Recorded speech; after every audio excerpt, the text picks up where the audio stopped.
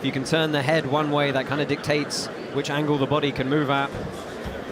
Oh, there's a good bridge from Levitt. And Levitt gets up to top position. I think Ethan's going to change strategy here and look to go into his legs. He did look to elevate, that's for sure. Levitt a running escape here, and he's got about a minute and a half here to go to work and try and use this top position. Hope he didn't waste all his energy running around. We see that from time to time here with people. But it makes it for a good show. Now we're going to get a replay of that fleeing escape here as almost elevated from butterfly guard and then running up and around the mat surface. What do you think about that, Gordon? I mean, that is something you don't see in grappling, so I'm all for it. I think Ethan's going to try to change his strategy here and enter into the legs because he hasn't had any success at the upper body. The problem is that Levitt knows he has a minute left, so all he has to do is not get submitted here, and it's a kind of a win for him. Yeah, feet on the hips, pulls him into a close guard here. Well, opens up. He's going to hit a triangle here, perhaps from that knee shield. Roll that foot over the top, kicks him off, and back up to the feet again.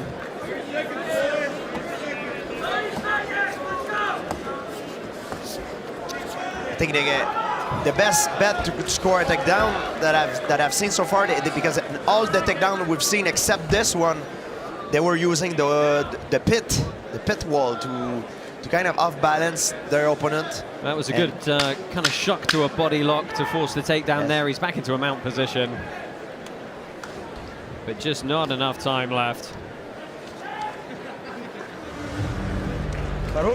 And we are going to see the full 12 minutes elapse there. Much like our second bout of the evening, a positionally dominant win for one fighter, but not able to get the finish.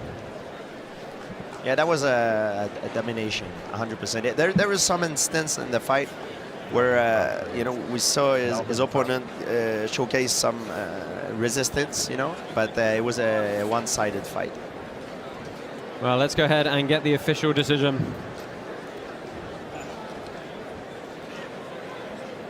Your winner, out of the red corner, Ethan Krellinston. So no doubt really on the scorecards which way that one was going to go. Ethan Krellinston getting the best of Jordan Levitt. And he's going to head up pit side, get a few words with Dean Thomas. We know about your jiu-jitsu. We know you are an amazing jiu-jitsu player, but you came out and out-wrestled a dude wearing a singlet. Was that the strategy? Yeah, so, a lot riding on this fight. I knew if I lost, I'd get torqued on. So this is probably the highest stakes match of my life, pretty much for the rest of my career. But yeah, also I saw him wearing a onesie, so I couldn't let the guy take me down. Had to show you guys I could wrestle too. But I couldn't get the sub. I'm sorry, I tried. But props to Monkey King. He's a savage, a little weird, I know, but he brought it. So yeah, thank you. Now I saw you guys do some pretty cool stuff along the pit wall here. Yeah, talk to me about that. Yeah, all right. So actually, props to Monkey King. Gave me the idea. I pushed him up on the pit, and he just walked up. It made it way harder for me to really do anything. So I copied him in that. The runaround he did, it's a bit beyond my technique grade, but it was cool. Hopefully you guys liked it, and yeah, that's it. Very dominating performance, ladies and gentlemen. Make some noise for Ethan Krellinston. Thank you, Din, and thank you, Ethan, for that performance. Let's go ahead and roll in these replays sponsored by Kraken. Talk us through some of the action, guys. Yeah, we saw him using the pit. And attack the leg of his opponent, same thing. We see it on the other side as well. Levitt was doing the same thing, but Ethan was able to scramble out of it and get the top position. Gordon, does Krellinston walk out of here feeling like a victor, having not subbed Levitt? I mean, he definitely won the match, but I don't think he's satisfied with that performance. If I know Ethan, he's looking to go out there and finish the guys, and whenever he doesn't finish the guy, he feels upset about it. So, who knows? But I think Ethan was looking for the submission for sure. So that about does it for our pit submission series bouts. Gordon, welcome to the pit for the first time. What did you think? I thought this was awesome. Coming out here, this is a completely different. Just the atmosphere is completely different at this event. And having the pit, having it's angled mat. It's like an angled wall mat. So it's different than a cage. It's different than a wall mat. It's different than an open platform. It's just completely different than anything that we've seen before. And I think it's really interesting. There's no out of bounds. You can't play the borders. It makes for really some really good entertainment. Now, obviously, ADCC coming up later this year in August is the very forefront of your mind. You've got the super fight, potentially weight class as well. Is there a chance we might get to see you dabble in the pit at some point? I think so. If I'm healthy enough, I'm looking to do something before ADCC maybe, and I know that Karate Combat has a show in Tennessee, I believe, at the end of July 28th. So if I'm healthy enough for that, maybe a little warm-up match before ADCC. We'll see how it goes. Well, that could be something to look forward to. We've got lots more action coming your way. Thank you very much to Gordon Ryan for joining us here. Celebrity Spitting. Uriah Hall is sitting at pitside tonight, along with a whole host of other stars. But we're going to move on to our Karate Combat bouts. It's going to be myself, George St. Pierre, and Mike Malak. Thanks again, Gordon Ryan, for joining us here. Thank you, guys. Thanks, Gordon. Thank you for bringing you're the best in the world. Thank you for bringing your expertise. It's awesome. Of course, I'm going to leave it to the expert, Big Mike, now. Damn it. From beginners to seasoned traders, Kraken facilitates quick and convenient crypto transactions with card purchases, custom orders, and daily market highlights. Buy, sell, trade more at kraken.com. Listen. As a driver, you want to call the shots, but you need the right team and tools. Kraken Pro makes trading simple and powerful. Customize your dashboards, track market trends in real time, and execute trades with ease. With top-notch liquidity and healthy order books, Kraken Pro is the go-to place for professional traders. It's here to take your trading game to the next level. Trade smarter with Kraken Pro.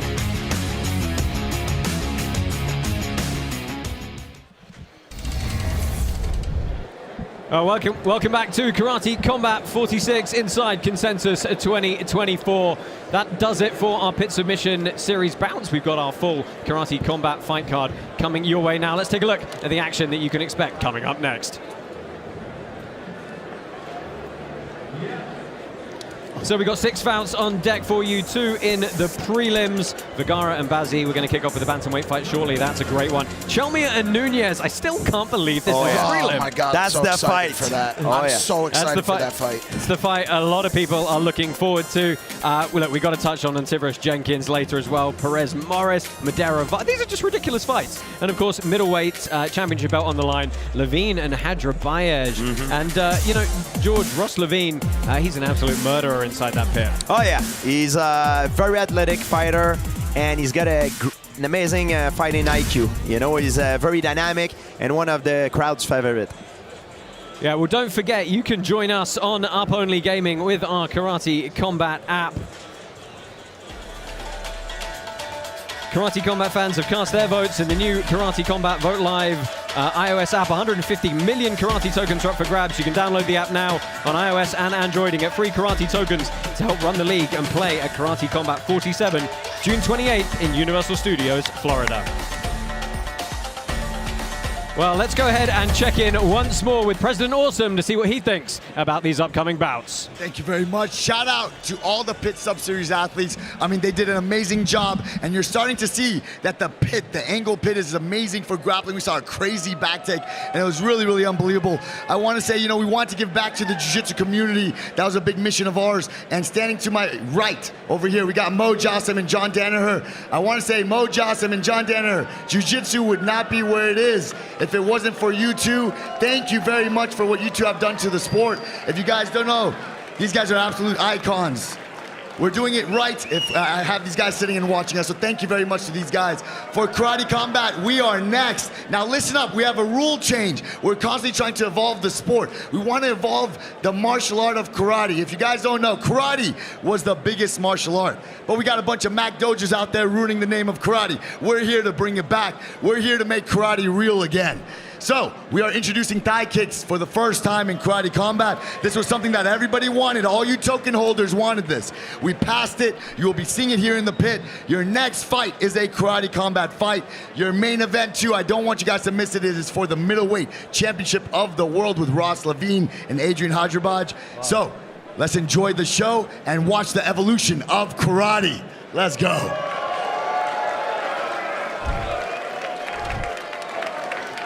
So let's remind you of the rules of the pit. Karate combat scoring is based on effective striking, effective takedowns, aggressiveness, and defense. Fighters can use our special 45-degree angled pit walls to their advantage. There is no striking with the elbow, forearm, or head. All bouts tonight are over three-minute rounds, except for our title fight this evening that will be 5 3-minute rounds. Don't forget we have that sudden death extra round. Latest rule update thanks to the governance vote from our token holders. Thigh kicks are now allowed. That means that the whole body is an open target area. I'm sure we're going to talk about that at length tonight. But first up, we're going to kick off with a bantamweight bout between Arturo Vergara and Jesse Bazzi. And this is a great bout in the bantamweight division. Chilean Arturo Vergara, he's 1-0 in karate combat, picked up a great win back in January. And his whole motivation has been fighting to inspire other people in Chile to get off the streets like he did and fight for a bigger purpose. And Mike, you're someone who's had to come through a lot of adversity. You've been very public about it. You wrote a book about it. In fact, that can be incredibly motivating for someone, can't it? You're motivated by two things, inspiration or desperation in life, one of the two. And he's motivated by desperation. He's fighting to bring his family over from Chile, similar to Agapova in the first BJJ fight tonight, who was fighting to fund her way into a home, who's been dealing with homelessness. Desperation can be a real motivator, and we're going to see if Vergara brings it to the pit tonight. Yeah, and his opponent, Jesse Bazzi, it's his debut. He took the fight on short notice, but he's got a wealth of experience, a lot of domestic experience. He's usually a pressure fighter, but he's completely changed it on his head tonight and said with the opponent he has, he's going to go slow, he's going to counter-strike, throw a lot of hands. George, how important is it for a fighter to be able to shift that game plan on a moment's notice for the right opponent and not get stuck in a rut? It's very important because to be successful in combat, you need to be able to adapt and trying to become the perfect nemesis of your opponent. And if you don't have that quality, it's impossible to rise. Well, let's see if he can do it indeed. This is USA versus Chile, our first bout. Jesse Bazzi and Arturo Vergara.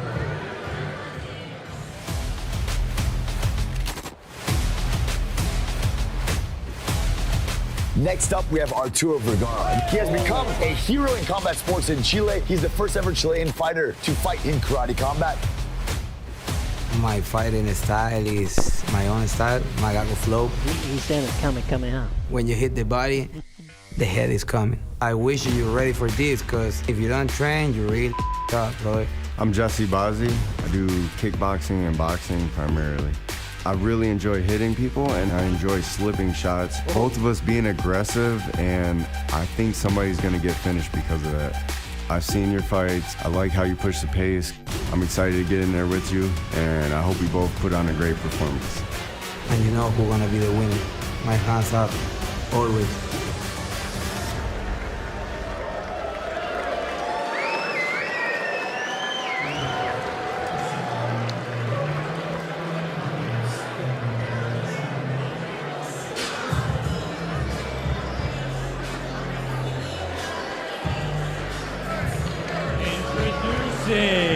Out of the blue corner, Jesse Bazzi! Jesse Bazzi makes his way to the pit here, representing Bloom MMA and Detroit Jiu-Jitsu, hailing from Wayne, Michigan. Very accomplished mixed martial arts fighter, some 24 pro mixed martial arts bout to date. He's a real pressure fighter, likes to dictate those exchanges.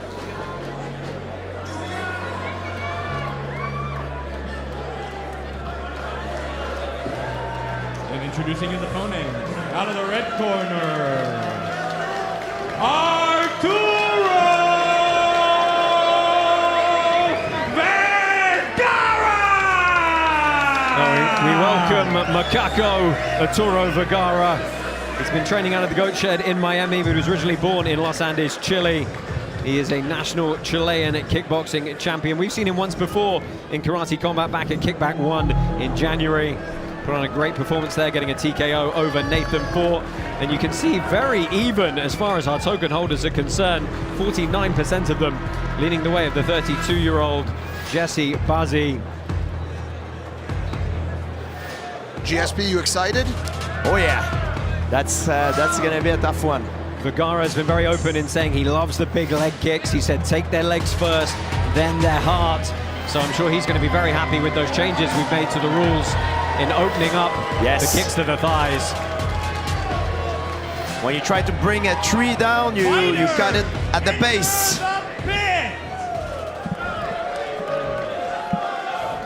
Karate Combat 47 is heading back to Universal Studios Orlando, June 28th. Tickets will be on sale soon. So touch of gloves and underway here, 3 3-minute rounds on the clock. Right off the bat, we see that they utilize the kick to the thigh right off the bat. They want those kicks. And George, what we've got here is 2 southpaw fighters, a little bit unusual in that regard. Yes. See, the new rule is right away implemented, and fighters take advantage of it right away. Yeah, let's see if they can perhaps set some of those shots up to the head first. I'm sure if our friend Boss were here, he would be pointing that out immediately. I was just going to say that. We're missing Boss Rutan tonight. Boss, we love you. We'll see you again soon. He's busy with another project, and we'll see you soon, Boss. So Vergara moving around on the outside here. Looks like he might have a bit of a reach advantage. A very long limb indeed. He got cut with a jab on his way in. Doesn't take much sometimes to create a knockdown.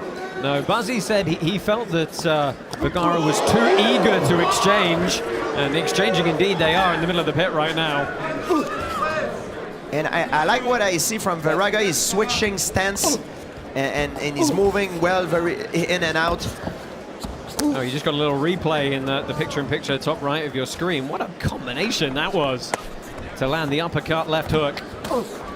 Ooh, spinning back kick to the lower thigh. Yes, this is a Kyokushinkai techniques.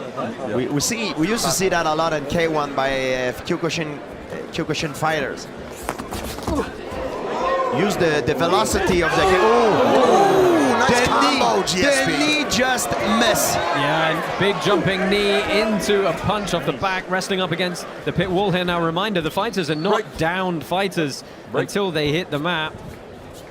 They're being broken for a prolonged clinch, but you can absolutely strike your opponent on that wall. Should update you as well, under our latest rule changes, strikes from within the clinch are also now legal. You can hold that head, pull them down into the strikes. It's a good addition. Yeah, really bringing a complete striking rule set to the pit here. Vergara just seems to be first to the punch on a lot of these, but he's definitely the one looking to start the exchanges, and a big flying knee to the midsection again. Work the throw. Yeah, he's been using a lot of flamboyant attack. He missed the target by a little. Fly guy. But you know, it might play on the judge's card.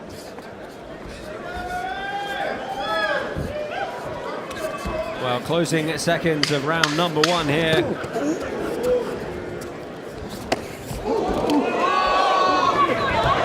Oh, again we see that jumping knee. And a late shot potentially from the Chilean, but a frantic first round in the books there. They head back up pitside to get some recuperation as we're going to look at John Danaher sitting pitside this evening. Thanks, sir.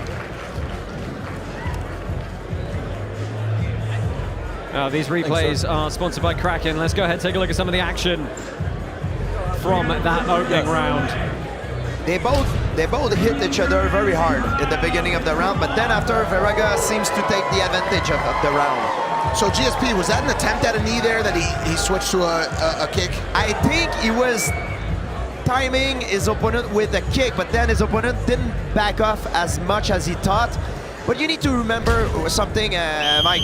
In a fighting situation, you want to hit your opponent where he will be and not where he is. So he might might have made a mistake of anticipation. Timing. We saw a couple of those kicks were just a few inches from being fully powerful. They were just right on the end of the extension. And he opens up with a thigh kick there, check back on the inside. These are real snappy kicks from Vergara. Oh, nice left to the chin. Yeah, got caught on the way in. Bazzi got caught on the way in. Yeah, Vergara originally training to face Jordan Barker, but change of opponent on about 3 weeks' notice. He's ended up with Jesse Bazzi, and really nice, even fight so far. The Bazzi's on his back foot. Vergara's doing the attacking, but Bazzi's holding up very well, throwing some great shots. Wow, nice knees from the plump clinch there. Little kick to the ass. Hey, kick to the ass can make a lot of damage. Let me tell you something. You get hit on the femoral, like the nerve. My God. Oh, lovely little check back there. Vergara's got a lot of power in that left hand. Yeah, Vergara uses the kick to the body to use it in a stabbing motion.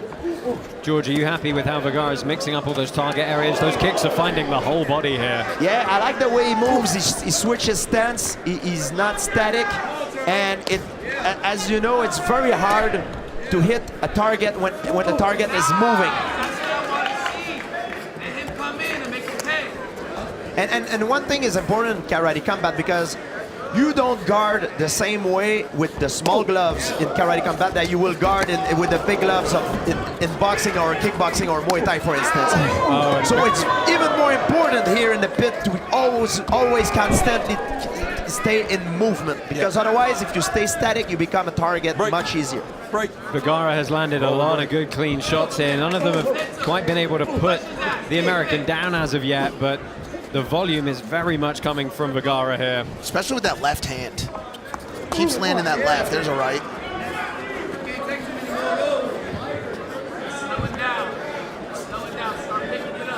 Yeah, Vergara is more on the offense. Oh, nice. And he caught him very well with the hook. Oh, and there's a knee that ends up being an inadvertent guard pull, but he's going to turn the position around. I love the intention from Vergara. GSP getting a little nod mid-fight there. Both these guys have been in action already this year. We mentioned Vergara, big Haragoshi off that wizard position. Not able to sit him down fully, though. Beautiful attempt. That was Uchimata, sorry. Oh, a Superman punch. Oh, that hurt him. Oh, yes, that again. He's hurt. He's hurt. Flurrying up here, Vergara trying to get it jumped with 10 seconds left on the clock here. And Vergara flurries. And it's not gonna stop if there's no break. Oh, time is just about going to expire. Did he get saved by the bell? I don't know. Absolutely got saved by the bell. Yeah. And as George was just bringing up for a moment there, it used to be the format under Karate Combat where after 5 seconds of ground and pound, the position would be stood up. Through a governance vote, we changed that rule to allow the ground and pound to continue as long as strikes are being thrown. Replays by Kraken here for you. And all Vergara towards the end of that one. Hey, gentlemen, I'm going to tell you something. I'm impressed by Bazzi's chin. Yes. He's tough as hell. Couple big shots to that chin tested throughout those first 2 rounds, for sure.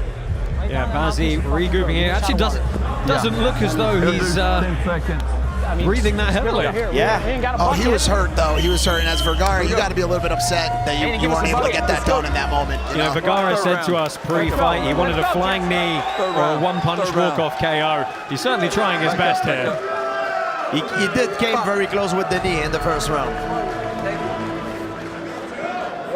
You see, the viewers voted against that, voted that stand-up out. Who else is doing it? Josh and GSP? Nobody. Letting the viewers vote on what they want to see. That's a Karate Combat thing. Yeah, the viewers are the boss. He's having repeated success with that knee. Hey, this is very, we see both of the fighters trading cross in the same time. They both miss, but that could be fatal. Yeah, how often have we seen fighters trade left hook and it's who's got the bigger chin? Now Vergara forces his way into the corner again. Referee's going to call a break swiftly here. Bazzi's still letting him go, though. He's still throwing him. Bazzi is always dangerous, especially early in the round. But then as the round progresses, he seems to lose his power a little bit. Vergara hunting the body repeatedly here as well. Work the throw. Work the throw. Oh, good knee to the body. Midsection. And again, first of the punches Vergara, but Bazzi gets one off as well. That left hand. I see somebody's about to get caught. I think somebody's about to get caught. Nice. So well, it's a big left hand. Keeps Bazzi, Vergara swarms him. Can he finish it? There it is. He gets the victory. Over. Wow. Arturo Vergara wins. The hook to drop him into the ground and pound finish. Vaulting up onto the canvas here. Wow, what a performance. St. Pierre. Por lo que están luchando por su sueño creen que no se puede. Siempre se puede, conchetumal, dale color. What a performance from Arturo Vergara. What a flamboyant performance and what a good fight. I love the volume. I mean, we'll talk about it in the replays afterwards, but I love the volume. Just relentless coming forward. That's that desperation that we were talking about. Yes, and always in movement, moving, switching stance, like beautiful performance. Hey, I don't know if you guys heard this, GSP, but I predicted one right there. I said, it looks like somebody's about to get caught, and they did. I'm learning, GSP.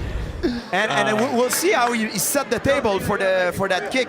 You see, he blinds him with a distraction. He uses jab as a distraction, and the kick hurt him, hurt Bazzi's first, and then with the cross, like the second attack sealed the deal. Yeah, let's take a look. look So look here. at the kick. Disguises the kick. Yes, he was already stunned, and then the second punch sealed the deal. I mean, what a fantastic technical performance. Just really, really good work from Arturo Vergara. Let's go ahead and get the result announced here. And your winner by TKO, out of the red corner, Arturo Vergara!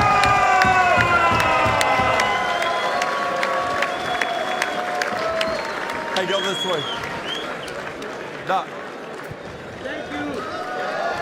Well, congratulations to Arturo Vergara. He picks up his second TKO win here in Karate Combat, and I think this bantamweight division may have a new contender. Oh yeah, Let's go. Serious one. Let's go ahead and get a word with our winner from Dean Thomas. What a performance!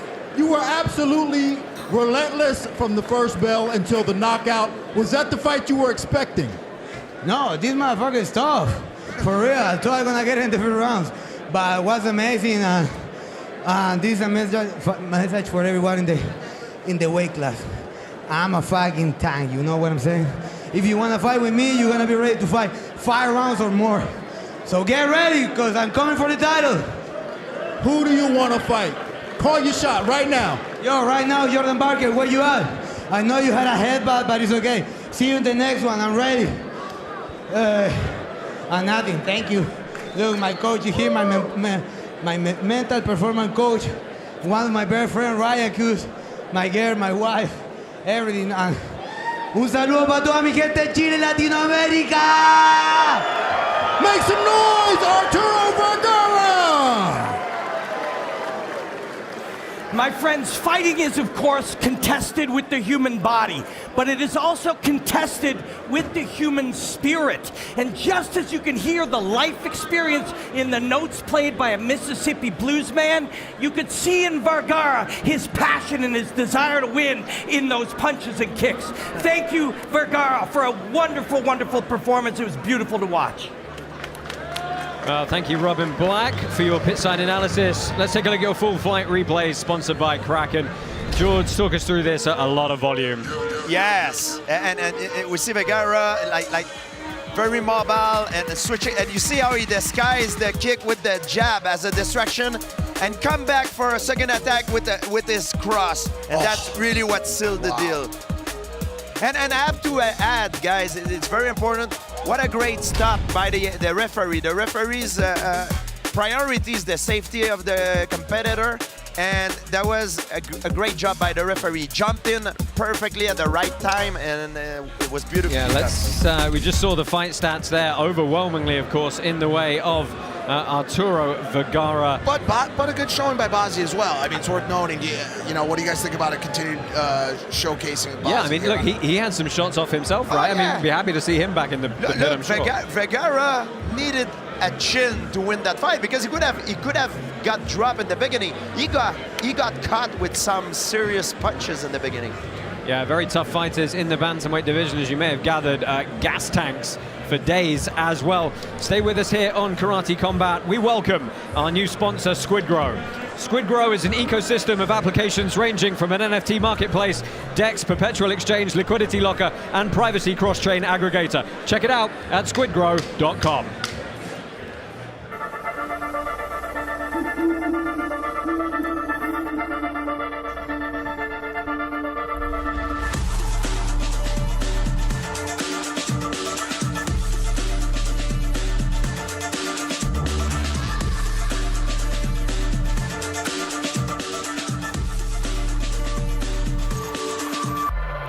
For an earthquake this large, I would expect there to be aftershocks. Jomia connects, keeps going. Wow. I think all the fighters in the bantamweight division in Karate Combat are good, And that is over. Owen Jomia scores a knockout here. but I think they're all beatable, including myself. No one's invincible.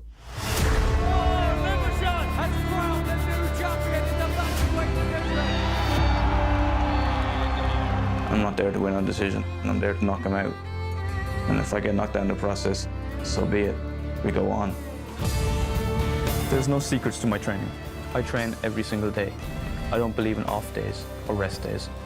So I just strive to push myself in everything I do. Just more running, more cardio, more sparring. I just prepare as hard as I can to make sure I'm the one getting my hand raised every time. My work ethic is to train hard, maintain focus, and stay disciplined. And I believe that makes champions.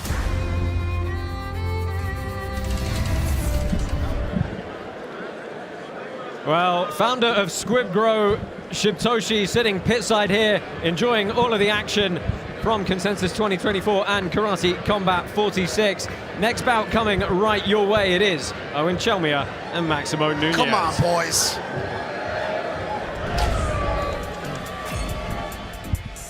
And there you see it. 67% of our token holders think that our former bantamweight champ Owen Chelmia is going to get the job done here this evening. Let's see if President Awesome thinks they're right. Asim Zaidi, where are you, sir? I'm right here, guys. I hope you're enjoying it. Look, that was fight number 1 in the evolution of karate. Now check this out. I want you guys to understand why we made this matchup. This is the future of the bantamweight division. Both of these guys will be #1 contenders soon. This fight depends on who's going to be fighting for that title very soon. You're going to fight 2 really, really big prospects right here. The Dominican Samurai, he's going to be walking around in a little bit. And our former champion, Owen Chelmia, the Irishman that I told you about earlier. You guys, don't blink. I want you to pay attention to this fight because it's going to be fireworks. Let's go. Yeah, fireworks indeed we are expecting. So look, President Awesome touched on it there. Owen Chelmia, he is our former bantamweight champion, but he's had a couple of losses in the row. First dropping the belt, his rebound fight in Mexico City against an extremely tough Guito Perez. A lot of us thought he won that bout. I mean, he looked amazing. And he was devastated coming out of that fight. I love this kid. I think he's a very promising prospect here. Karate Combat, he speaks to the youth. He's got swag. He moves fluidly. He's a great fighter to watch. And he's coming back for vengeance on this fight. Yeah, George, as you know, he was a champion, he lost his belt, but then to immediately drop another one, it takes some resiliency to come back from that. Yeah, and you know what? Failure is the greatest teacher.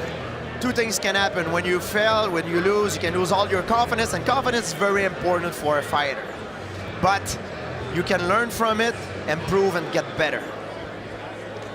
Yeah, and he's facing Maximo Nunez tonight. He's 3-1 in Karate Combat as well. He's also a Taekwondo black belt. He said for this one, he's pushed his strength and conditioning way beyond anywhere he ever has. He knows that the output that Chelmia can generate, that cardio is a weapon, right? I mean, cardio is pretty much everything. I agree. Cardio is a weapon, guys, but something more important than cardio is efficiency. And we'll see who will be the most efficient between the two. Because if you're not as efficient as your opponent, therefore you spend more energy trying to keep up with him. So efficiency, I would prioritize efficiency.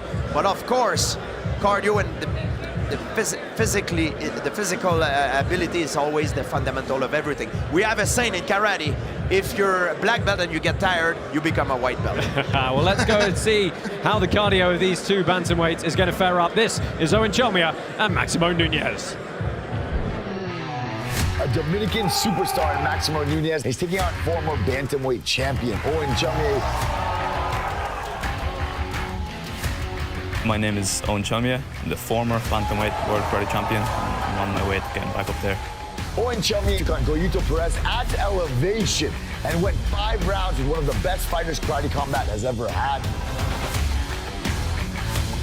See, the thing with Maximo is that I know he has a Taekwondo background, but he's been able to just rely on his sheer physical strength up to now. I think I am that first guy to really actually test him physically. Yeah, I remember that picture. My name is Maximo Nunez, and we're here to make a boom. When he walks out into the arena, everyone's chanting, Maximo, Maximo, they're chanting his name. I mean, I'm the king of the division, and if you know me and see me, I don't really play games with my food. I go in there to eat. It's up to me just to get in there and just find his weakness, expose it, and get him out of there in less than 3 rounds.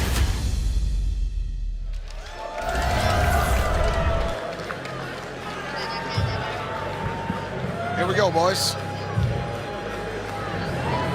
Let me tell you, this is the one that a lot of people have picked for fight of the night. Representing the Dominican Republic, Maximo Nunez! What's the katana for? Welcoming first to the pit, Maximo Apex Nunez, representing ATT Longwood. We've seen him 4 times before in the pit. 3 of those times he's been victorious. He was Dominican State Karate champ. He's a Taekwondo black belt, 8-0 in Muay Thai as well. Look for a lot of power moving forward in those strikes. Whoa. All right. Great song choice. Yeah, Owen Chalmier has really embraced the Texas vibe 100%. And introducing his in his opponent, time here this week. fighting out of the red corner, representing Ireland. Is this Karate Combat or the PBR? Chalmier! Our former bantamweight champ, 5-2 is the Karate Combat record he brings into this one. What I want you to look for from him is insane amounts of in and out movement. He's going to be bouncing on his toes constantly. He's going to be striking the target areas relentlessly. There is so much movement and output from this fighter that is very hard for his opponents to deal with. Yes. But, as George mentioned, you know, he's got to be efficient with that cardio. He's only got 3 rounds to work with here, so I really hope he's just going to be in a full-out sprint. What up? He's What's very going on, efficient. man? What's going on? How was that, Gene? Cannot keep up with him. Good, Exactly. man. Got my little pump on. Really Actually, I interesting to went see to if the the pressure is sauna. going to get the Get better the of for a Owen little tonight. bit. I hope it doesn't. Shotokan ready for stylings the for karate Nunez, combat next Wadaru, background for Chalmier, sir. but truthfully Who he's got fighting competed in here? I don't know any of these almost people, every but type of striking combat discipline Got you can think of. Got some amateur Dominican boxing guy. experience as well. Fighters, enter the pit! So far, the best fight was Arturo and the other guy, Chilean guy. Kraken has sponsored a $10,000 prize for the IFC Fight of the Night. Hey, where are Download they? the Karate Where's that? Combat Oh, Vote my Live fuck, app no. now to Where vote on they which 2 holding this IFC fight? fighters should Are they in share the Vegas? prize. Texas. Oh. Mike Beltran gets us underway and we're immediately out with a big exchange. This is a dangerous thing. This is going to be a wild fight, I can tell already. I could barely hear Chalmier you. staying in the pocket quickly low. here. Hold on. Yeah, but Either Nunez you're just low missed the target or by just a audio. little in the beginning. Yeah, we've seen Chalmier not really care about taking shots. Oh yeah, just Chalmier is going crazy. Oh, good guarding on that shot. Can you hear me now? It's worth noting his last fight, Chalmier was in Mexico City at a very high Better. elevation. Oh, big better. shots on the inside here. Right. Yeah, and of course what you were going to say, Mike, is we didn't see a decrease in his output microphone. whatsoever. He was fantastic. Volume is not. So now Okay. back to the one of normal these sea level professionals. city. No filling out process. No filling out process. They Big Mike, start one of the right professional in ones. war. You know, the weirdest thing about our former bantamweight champ is he never used to spar. Where's, It's where's literally only the Crypto last couple of View at? bouts he started actually doing some sparring, and he's probably been out he at was driving. the Goat Shed in Driving Miami from Orlando. for a couple of weeks, getting some rounds in ready for this bout. But he's got Nunez backed up thoroughly against the pit here.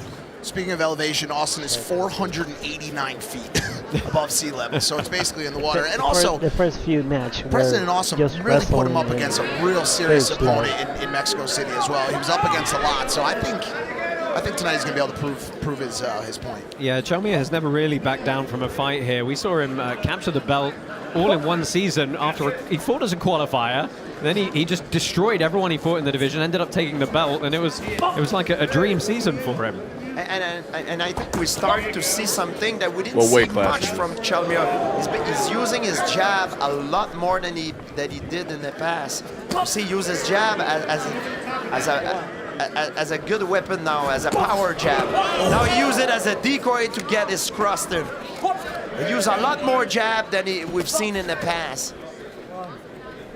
And you can see the menacing look on his face. He's trying to antagonize his opponent as well. Now this is the thing, guys, right? He can keep this output up for pretty much the whole fight. For sure. He's got so much stamina, so much endurance. And the way he throws his jab, as you can see, he throws his hands is down.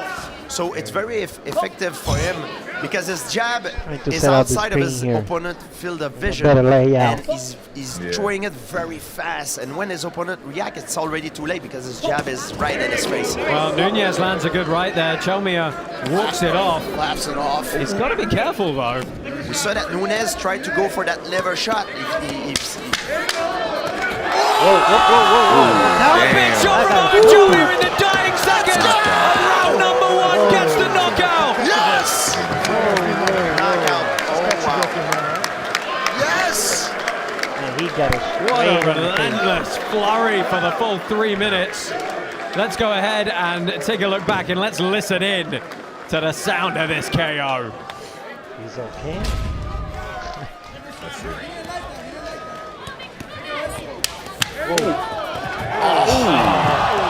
It was just the tempo change on the big right off the break. He got caught. Huh? He got caught good right there. It was not like a straight cross. It was like a hook. Yep. It came as a hook, so Nunez never saw it coming. And when you don't see it, what knock you out. Yeah, good man. What a performance from our former bantamweight champ, staking his case for another shot at the belt. Back.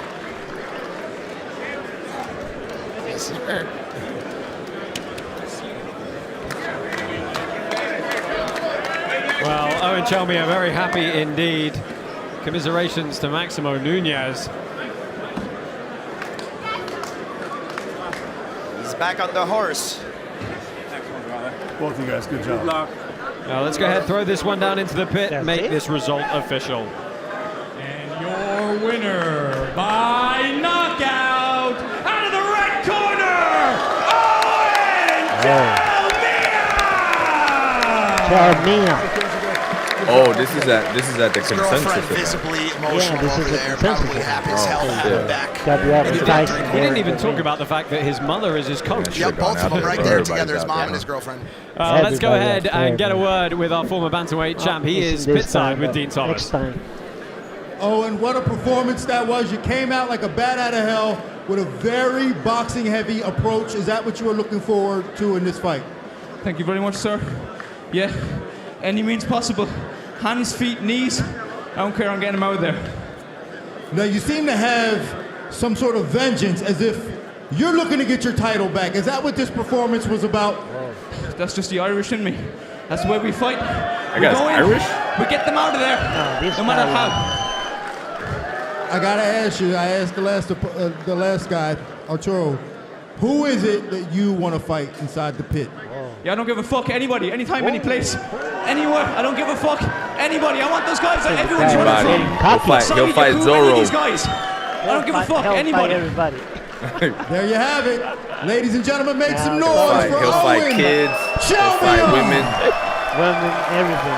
Anybody. We like to say that fighting is a metaphor for life itself. And when you look at somebody like Owen Chelmia, you can learn so much. You know, the world we live in, people are afraid to fail. So often they don't even try. Chelmia was the champion. He lost. He came back. He tried with everything he had, and he lost again. What did he do? He searched inward. He changed himself. He improved his skills. He trained harder, and he chased harder, and he went for it even better. That's the best he's ever looked, and this kid's only getting better, and we can all learn from him. Yes, thank you, Robin. As you said, Owen Chelmia never afraid to fail, but he certainly did not tonight. Very successful for him. Replays brought to you by Kraken. Let's take a look at the summation of that round. Oh yeah, a hook that come from outside of his opponent's field of vision. Nunes never saw it coming, and it's not that it was hard, but it's not that the strength of the strike that put him away is the fact that he didn't see it coming. See, GSP, that's the payoff of that hands-down fighting style. It just comes out of nowhere. Well, surprisingly, a lot of fighters have their hands down, but they have their field of vision, so they can see everything. And Nunes didn't see that punch coming because he was angled in the wrong direction. Yeah. What a great win for Owen Chelmia. That's going to wrap it up for our prelims. And guys, I know we only had 2 prelims tonight, but they were both in the bantamweight division, and they were both won by excessive amounts of offensive volume into big knockouts. Love to see it. You got to say that division's looking a bit spicy. Who did he call out at the end there? Who did he call out, Owen, when he was up there? He said anybody. He said he'll fight anybody. There's a lot of big anybody's in this game. I mean, look, based off tonight, I'll take Vergara versus Chelmia as the 2 winners tonight. That'd be a great battle. I would love to see him back for a title. Yeah, for sure. He's got to be back. He's going to be. Listen, he's a storyline. He's got the energy.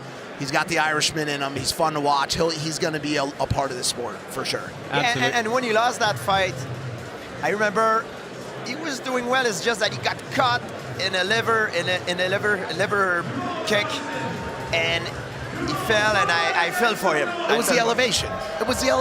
Yeah. You know. That about does it for our prelims here. We're going to move on to our main card in just a moment. Stay with us here for more action live from the pit. Who's your fighter? I don't know who.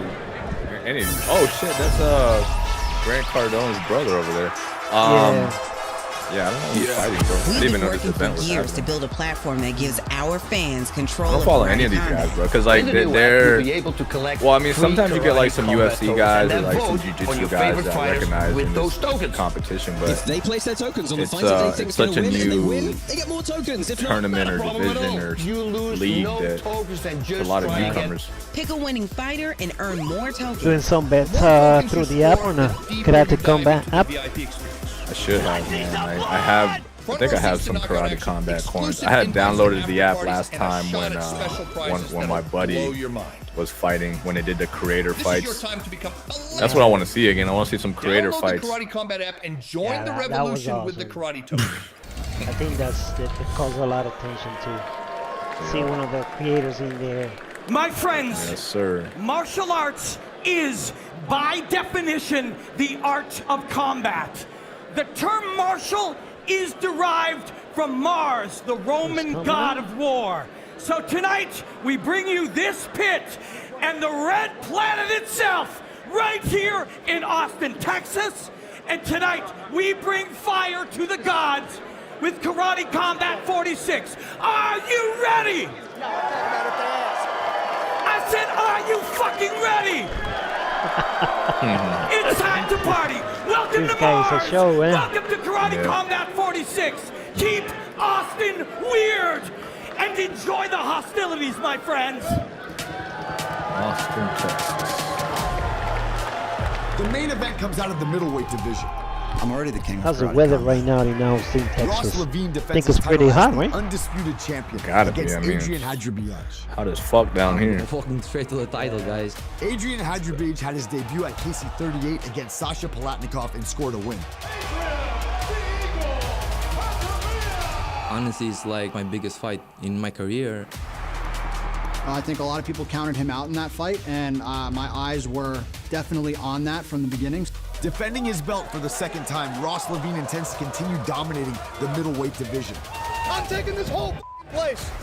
He's gonna come crazy at me. He's gonna throw a kick. I'm gonna grab the kick, sweep him. I'm gonna change the whole entire game. How long is consensus? How many days? From Brooklyn is an absolute next level fighter. Consensus, I think, is only 2 days or yeah. I don't think it's more than 2 days. I checked the schedule a week ago, maybe. It's going to be a long, long and it was night only for my 2 days, no more than 3 days. Yeah, 2 days. Oh, okay.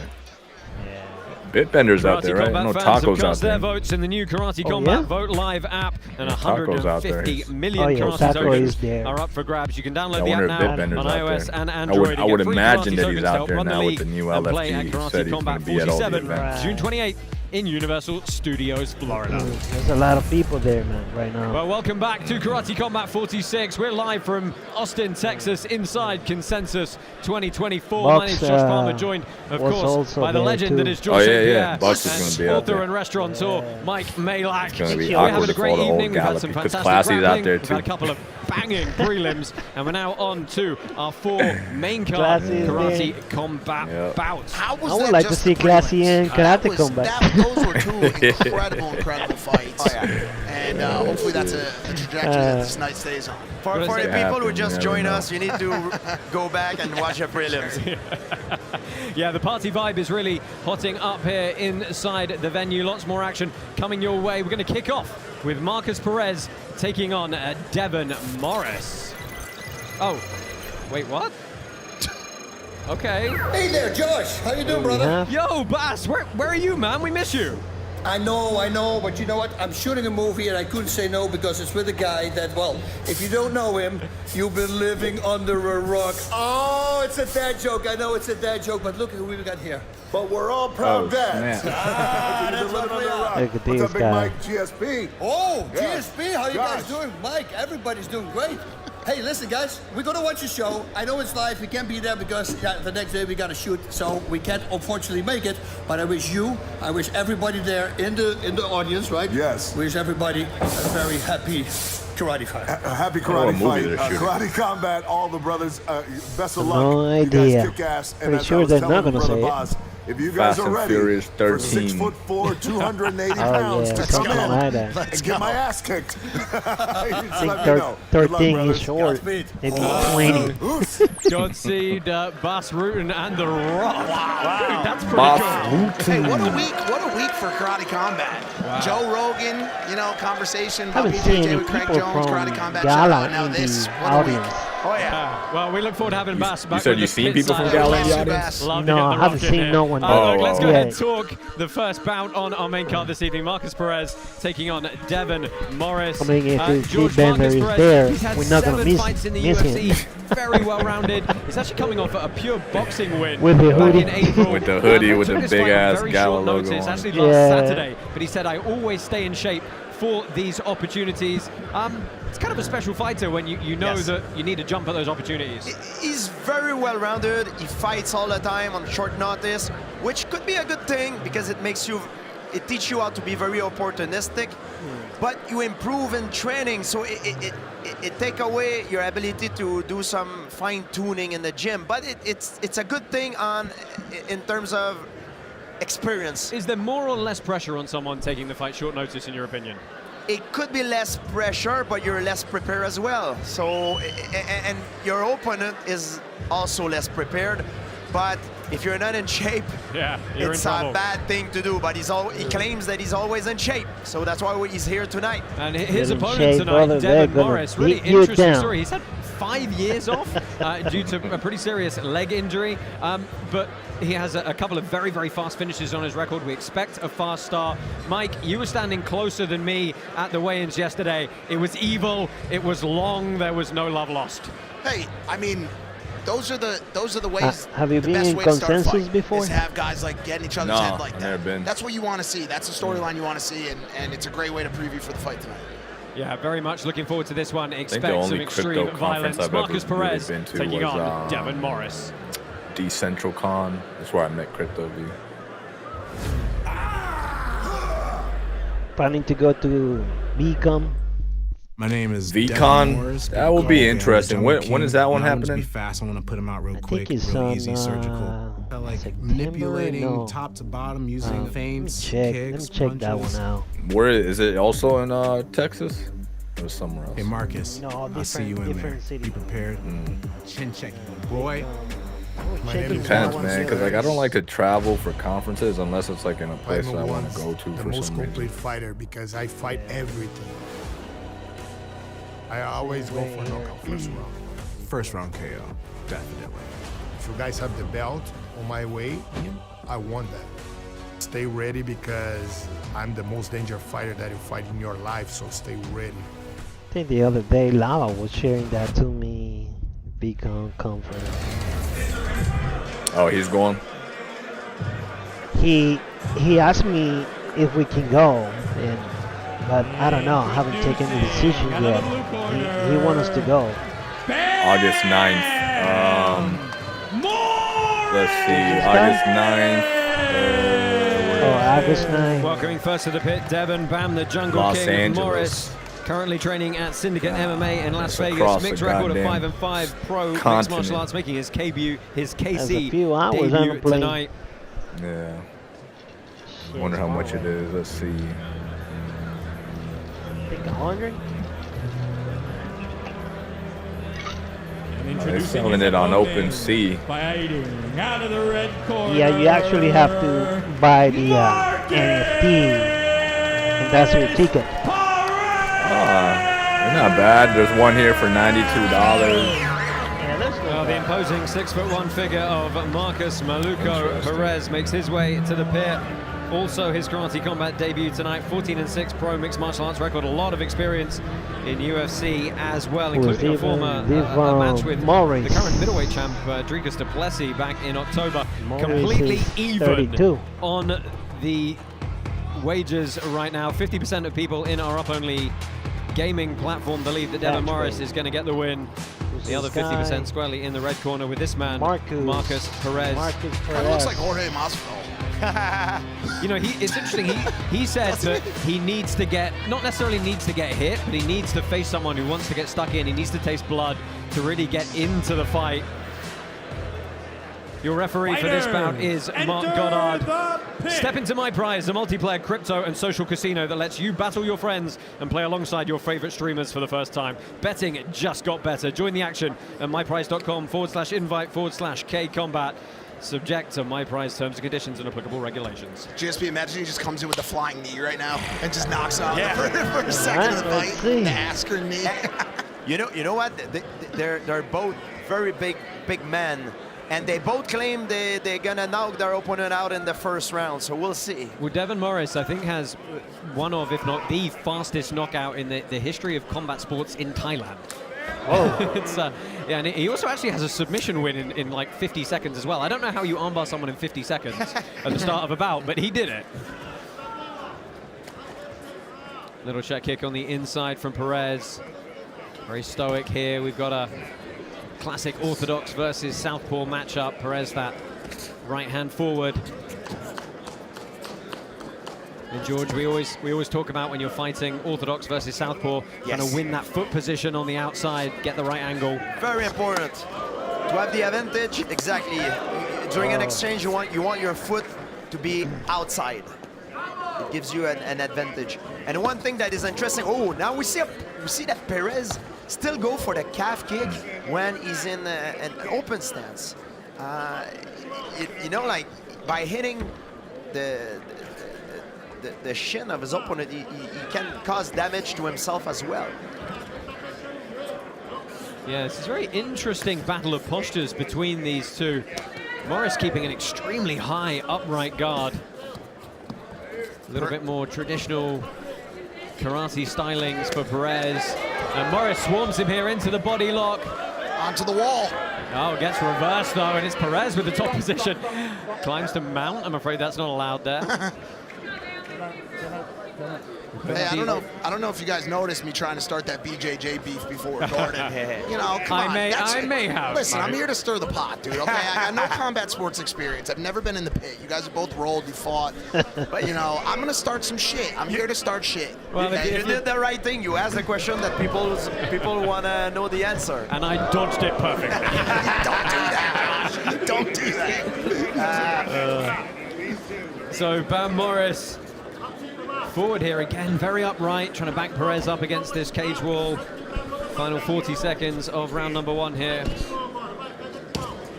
Oh, that was a nice calf kick by Perez. Another one, and that might cause a lot of damage. They announced before that the next Karate Combat is going to be in Orlando, Universal Studio. Look at Morris. No way, for real? Yeah, for real. Yeah. Oh shit. When? They did it I'll go to that one. Perez said he didn't feel like his opponent For was that was one, that yeah, aggressive. for sure I'm going to go. But He seems to be leading the Yeah, aggression. keep me go. updated We on should that go. if you find out the date. 'Cause, yeah. Big shot on the wall, too. Yeah, spun around. We're going to I'll cause a head over break there. at the end of the round here. I was going to say aggression is the highest That'll scoring be fun. We criteria can meet up with under Lava. the Because Karate Lava's Combat up, rule set. and he's in Orlando, right? Or is he up? He's, Let's go ahead and he's listen in into the Jacksonville. corners here and Yeah, see what but we can advice meet all fighters are together getting. over there. Yeah. I wonder how he's going to recuperate from that. So, It's a big shot. You got a good big shot right there at the end, but we probably came up a little short on that round. What I need you to do is use your kicks to walk into your punch range. Those little body kicks you're throwing, but use it to come in and then throw your hands right after the kicks because he's not giving a response when you kick him really. Kick and then come into the hands. The other thing is every time he kicks, you got to go forward. Right? He kicks, you go into the So the team at Syndicate Martial Arts saying to Devon Morris, use your kicks and follow them with the punches. Do the little kicks to set up the work up top. And Perez is very quickly ahead of the buzzer down into the pit here. So maybe he is ready. Maybe he does stay ready. He's in the pit before his opponent, you know? One thing I saw in the first round, it was the calf kick of Perez. I think it caused a lot of damage because we see that Morris now, Morris, no, it's not Perez switching stance. Well, into double unders, nice little trip turn. And he tries to pop straight back up, but not quick enough for our referee. Mark Goddard stands him back up. I want to see if Perez is gonna go again for that calf kick. Another one. Oh man, he's going after that lead leg. Oh, and Morris gets a good straight shot up top. And not able to throw from that down position. Needs to have at least one knee up off the ground or on the opponent. I think that Perez kick pissed off him, dude.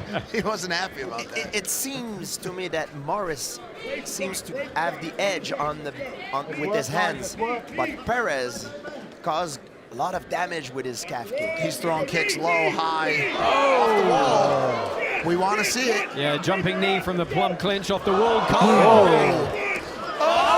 and his leg as well. We're in Street Fighter right now. This is crazy. Mortal Kombat. Oh, submission. Yeah, he used. I noticed they use a lot of the walls, right? Yeah, it's an interesting ring. Perez covers up. It's good shots to the guard. Morris. It's good to kind of like Superman punch off of and like use to I get feel you like like Perez starting to get a bit of a flow on. I don't know. Perez railing away with the ground and pound here. That's it. That's it. GSP, I don't know if you saw that, but Perez waited a second before he attacked.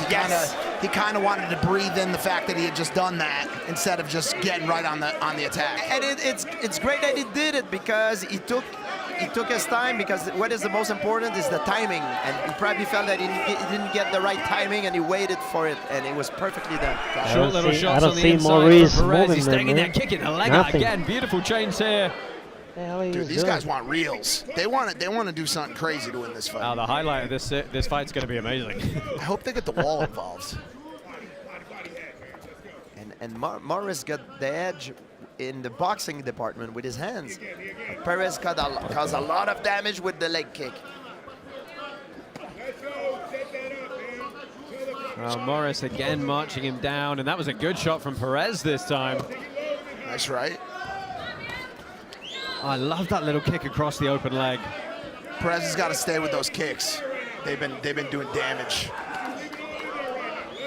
Still 10 seconds left in this bout, and perhaps the cardio of Perez starting to go here as Morris flurries at the end. That's what you train for. That's what camp is for. And cardio, the physical condition is very important. You could be as skilled as you want, but if you get tired, your skills going down. We have a doesn't saying matter. in karate, GSP. Yes, say it to me, please. If you're a black belt and you get tired, you're a white belt. Yes, yeah, that's right. Remember that, guys. It's true. Well, we take a look in the corner of Devin Morris there as we see some of the replays from this round, and this was the knee off the pit, and then we're going to get the Rolling Thunder cartwheel kick here as well off the break. Perez tried, and not too far away. And you see that he's waiting. He's not in a rush. People sometimes, when they get in certain position, they're in a rush and they lose their opportunity, they waste it. And Perez did not make the mistake. He did it perfectly. Yeah, good work from Perez in that round. Probably ahead on the judges' scorecards. You got to figure in that second. Yes, it depends how the judges score it. If they prefer the damage done with the fist, maybe Morris did a little bit more. But if they prefer the overall damage, I believe Perez is ahead. I believe so. This has been a very even fight throughout. We've got the last 3 minutes here to try and figure it out.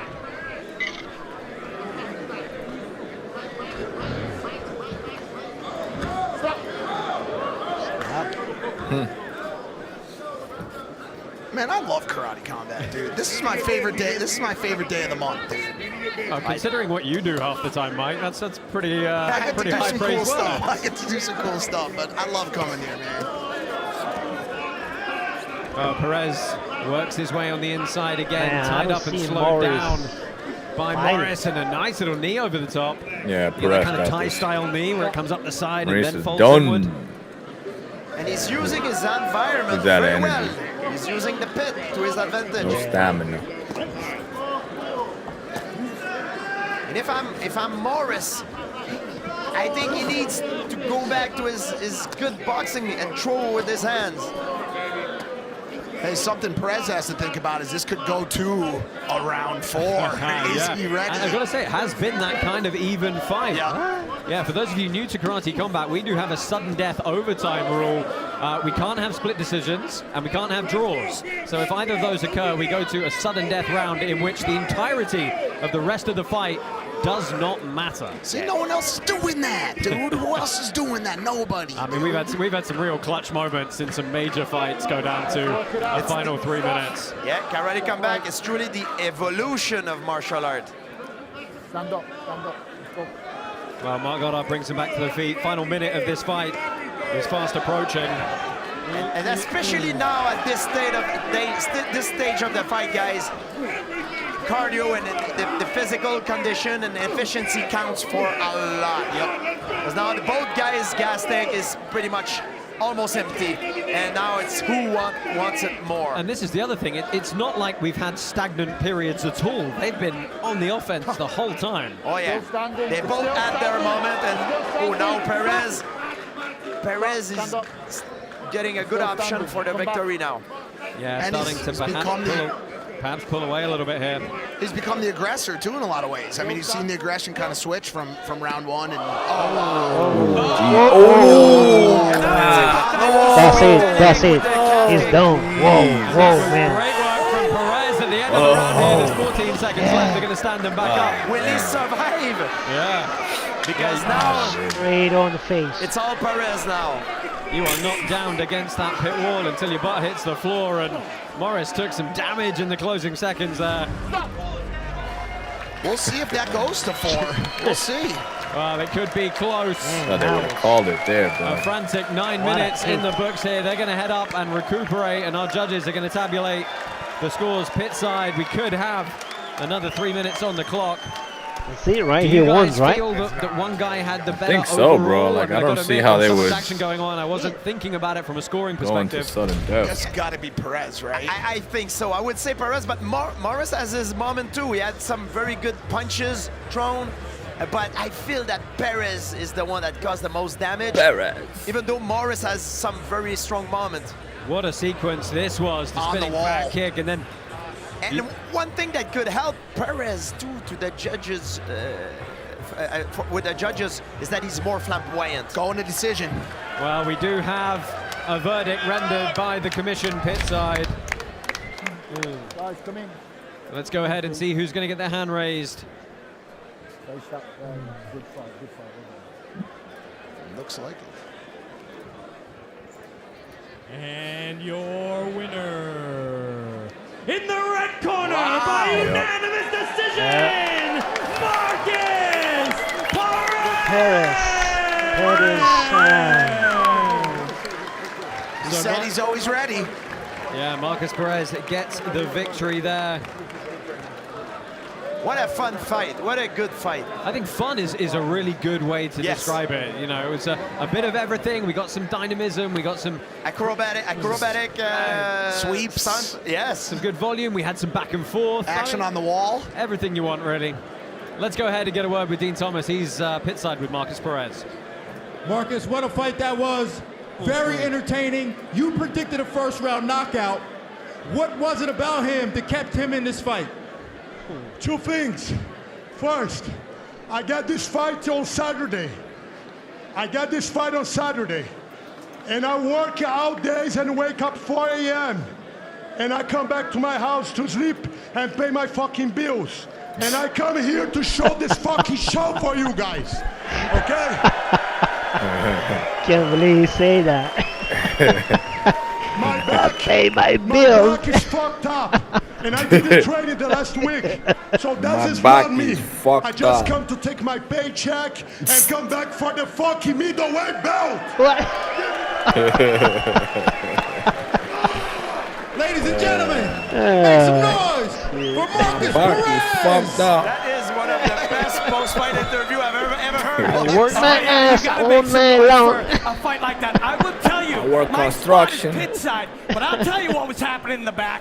All the fighters look at his here. Look at his here. that was a fighter's fight. Man, these guys everywhere. You know, we met that guy in Orlando. With the guy with the sailor hat. Loudmouth, yeah, that's Loudmouth. Yeah, that guy is everywhere. Man, this guy is super cool, man. I'm telling you, this guy is crazy and super by cool. pushing forward himself. And Marcus Perez only knows one way, so his two bulls smashed at each other. There was no matador. It was bull-on-bull violence, and it was exquisite. Exquisite. Thank you, Robin. Guys, he summed it up. You know, so that was a fighter's fight, right? Yeah, I was not expecting that reaction. Way different. He is Jorge Masvidal, basically. Hey, and with the cherry on the cake with that post-fight interview, that was amazing. What a character. These replays brought to you by Kraken as we take a look at some of the big flurries from Marcus Perez. The momentum very firmly shifting towards him at the end of the bout. Let's take a look at some of the stats from this bout. Huge volume from both fighters. These stats brought to you by My Prize, and you can see total strikes. By Half Morris. of the 134 strikes attempted. Morris. Yeah, more actually. Morris didn't want to fight. Landed strikes, dude. Oh, wow. Yeah, but a lot of offense back from Morris as well. You know, our token holders had that 50-50. We kind of had it 50-50. It was a very close, even, well-matched bout. Yeah, it was close. It's just that the damage, the flamboyance was mostly done by Perez. The flamboyance. It was a very, very good performance by both of the fighters. It's just that it seems that as the fight goes on, Perez was taking more and more advantage of it. Morris was very competitive in the beginning, like throwing some very sharp hands, but Perez took over as the fight and with a fucked up back, dude. He's here to get paid and go home, bro. He's sick of this shit. Lots more action coming your way, but don't forget, from beginners to seasoned traders, Kraken facilitates quick and convenient crypto transactions with card purchases, custom orders, and daily market highlights. Buy, sell, trade, and more at kraken.com. You want to call the shots, but you need the right team and tools. Kraken Pro makes trading simple and powerful. Customize your dashboards, track market trends in real time, and execute this one trades with is ease. sponsored by With Kraken. top-notch liquidity and healthy order books, Kraken Pro is the go-to place for professional traders. Not by Gala Chain. It's here to take your trading game to the next level. Trade smarter with Kraken Pro. Sponsored by LFG.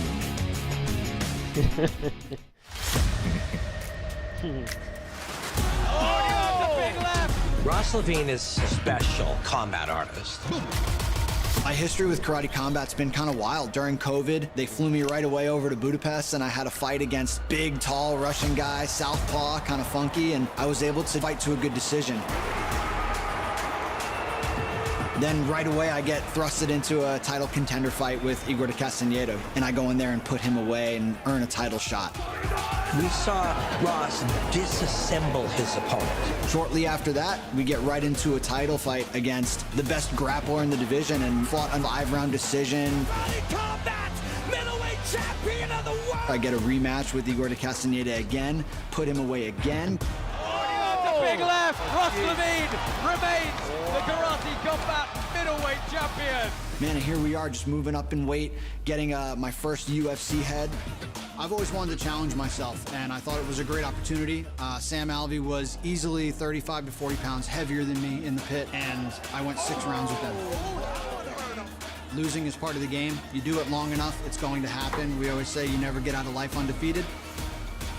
I'm taking all of that information that I gathered from it, and it's just more motivation, more fuel, All right, more fire. I'll be back. It's gonna be We ordered some food, and it's here. About to eat. All right.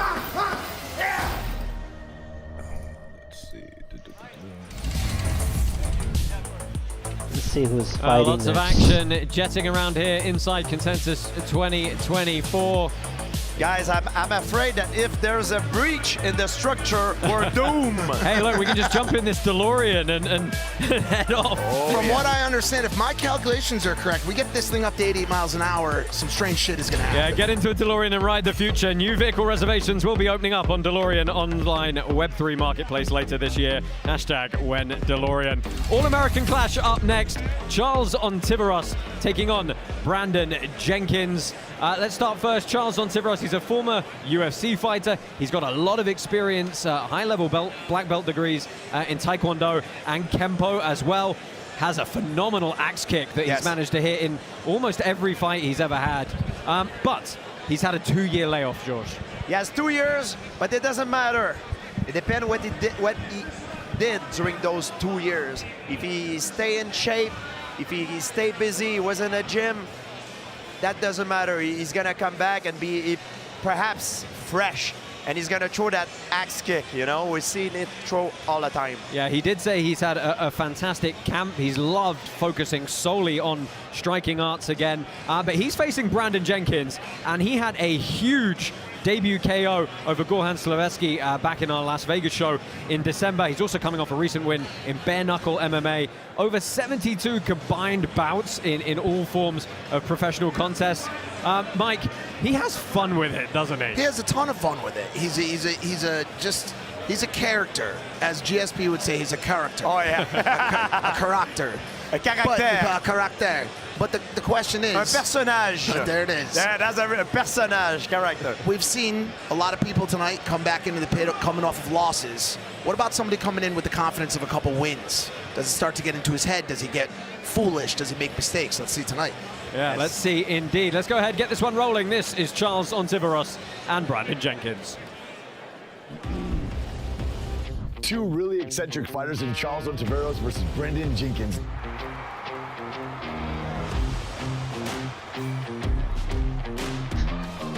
If you saw the Las Vegas show, Brandon Jenkins really showed out, TKOing the undefeated BKFC world champion. Brandon Jenkins is finished. Roland Zalewski in the first round. My name is Brandon Jenkins. My fighting style is Muay Kwan Do. Took on the bare knuckle world champion undefeated guy. Yeah, it was fun. Taking on Charlie Ontiveros. I think he's also a black belt in Taekwondo. I'm known to be a pretty good striker myself. My name is Charlie Ontiveros. I'm a Taekwondo expert. He's a UFC vet, a lot of experience, but he has that distance game. I want to fight and push my limits. I feel like I got a little mental wall that tries to stop me a lot, and I'm going to tear that thing down. Second round, I think I'll finish him. Probably on the wall. The ground and pound rule is different, so I guess you can just keep hitting them. And if I do go to the ground, I'm probably going to kick you out down there too, so I'm not too worried about that. Coming to Texas, gonna melt Charlie in front of his friends and family. I'm here for a war. I hope you brought everything you have. They both have Taekwondo backgrounds, so you can expect some really flashy kicks and really fun personalities. I don't know. Loser has to shave their head. Yes. Sign me up.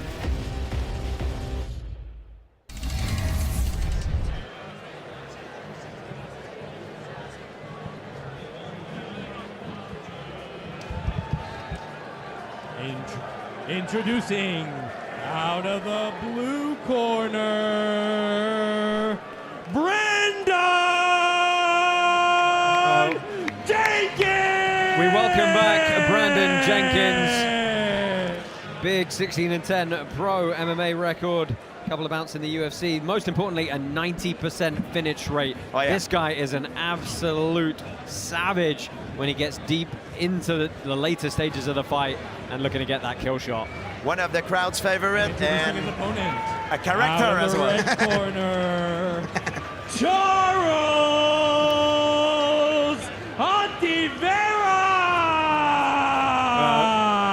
The American bad boy Charles Ontiveros makes his debut with us here at Karate Combat, makes his home at War Training Center in Tomball, just northwest of the Houston area.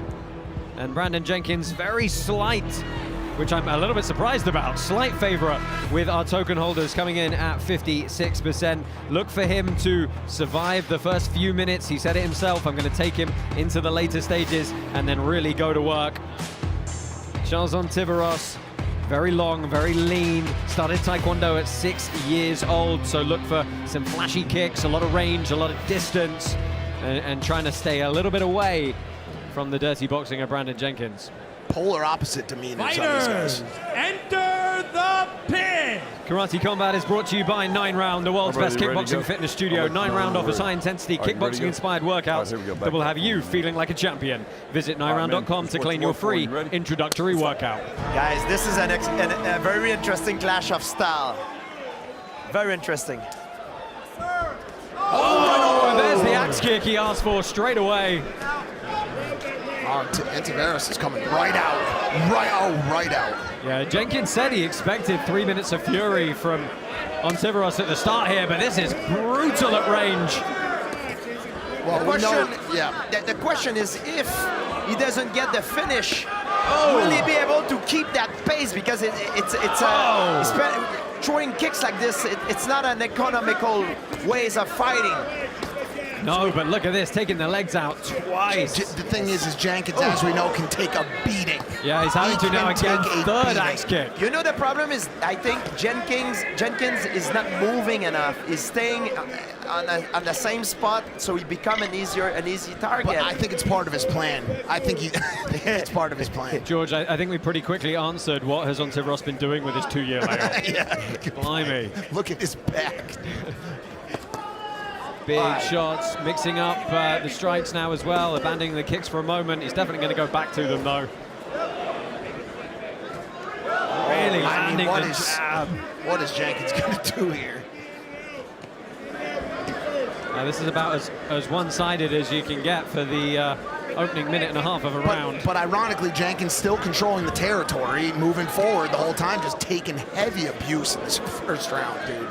Yeah, that's the thing. A lot of these are not hitting the guard. They are actually landing. Well, he started off with, he got some offense there, just misplaced.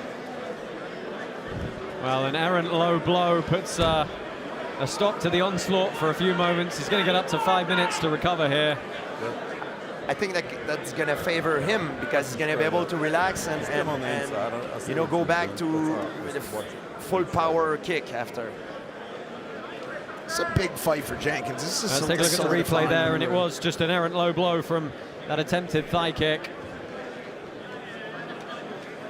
I was saying this is a fight that could solidify Jenkins in the sport. If I'm Jenkins, I don't want to have any interruption. I want the fight to keep going because that's the way he can win this by being less mobile than his opponent is by tiring him out. Yeah, I mean he's banking on that onslaught from Ontiveros only lasting 3 minutes. Well, we're through 2 of them, and there's no abating it yet. So what do you think is going to happen here, guys? You think he's just going to turn on like an Energizer Bunny? Somebody's going to hit a switch on him and he's just going to activate? I mean, that's what we've seen before, but, it's tough. He doesn't have any offense going back at Ontiveros now. Ontiveros is just throwing at will right now. Yeah. He's having his way with him. Well, we saw if you will. we saw he throw a kick. That, like you see, he changed the rhythm. Sometimes he goes very slow. He hits his opponent slow, but sometimes he goes full power. So it could be very deceiving. Ontiveros loves that single leg sweep. He keeps trying to. I mean, we have got to start thinking about the conversation of a 10-8 round. Really, at this point. Yeah, I think so. Jenkins is trying to catch up now, but he's a little bit too late. Oh! That was a big right hand landed over the top. You see, sometimes he throws with no power, and sometimes he goes full out. It's very deceiving. There goes 10-8. Let's go ahead and listen into the corner of Brandon Jenkins and see what advice they're going to be giving him. Kind of got away from these throws up just a little bit, but man, start fucking hammering him with those kicks and those overhands. I'm starting to feel a little bit. I don't know what happened. Yeah, that's fine. You knew that was going to happen, though. Right. Don't be afraid to clinch him when he's throwing those springing shoes. Just clinch him, throw a kick out of the clinch. Yeah, every time you throw a shot. Yeah, every time he throws a kick right after, that's when he throws to the body or to his legs. Those overhands you were stepping out on Charles with, you just fucking right down. Big slow breaths. So start off with some feints and just circling a lot this round. Totally different words of advice going on in the corner of Ontiveros, just trying to get. He can't catch you when you're moving. His breathing down, control the breathing. Yeah, but you know what, guys? Ontiveros won the round. However, the way that the round ends, round 2, man. Let me believe that it's not gonna go well for him if it continue that way, because Jenkins seems to take more confidence as the fight goes. If he doesn't get caught with a crazy spin kick or something, I think he's gonna take control of the fight as it keeps going forward. He's waking up, and with Jenkins, it looks like quality over quantity. That's the thing. Like if he lands, it's gonna hurt. Nearly or just over 14 million karate tokens were placed on this bout. I mean, GSP, those shots are landing. It's really not the way you would teach a kid to fight, because it's not good. You're taking crazy damage. Oh! That's a style. Oh, shit. Well, Brandon Jenkins, I think that switch has just kind of flipped. Tried to drop a knee in on the way down. Reminder, you can strike to the body with knees and feet on the ground now. And he's winging that big overhand right. You know those guys, I gotta taste my own blood. I mean, look, he's got dog in him for sure. You know? Like, he just will get stuck in. We saw how tough he was against Sloveski.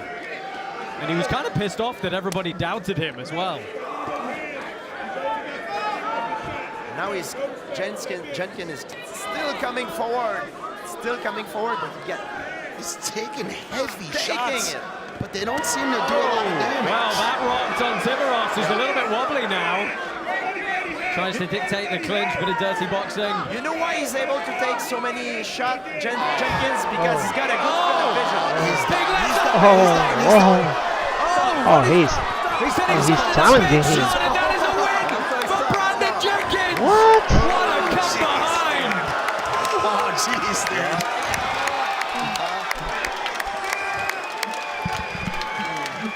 We weren't sure.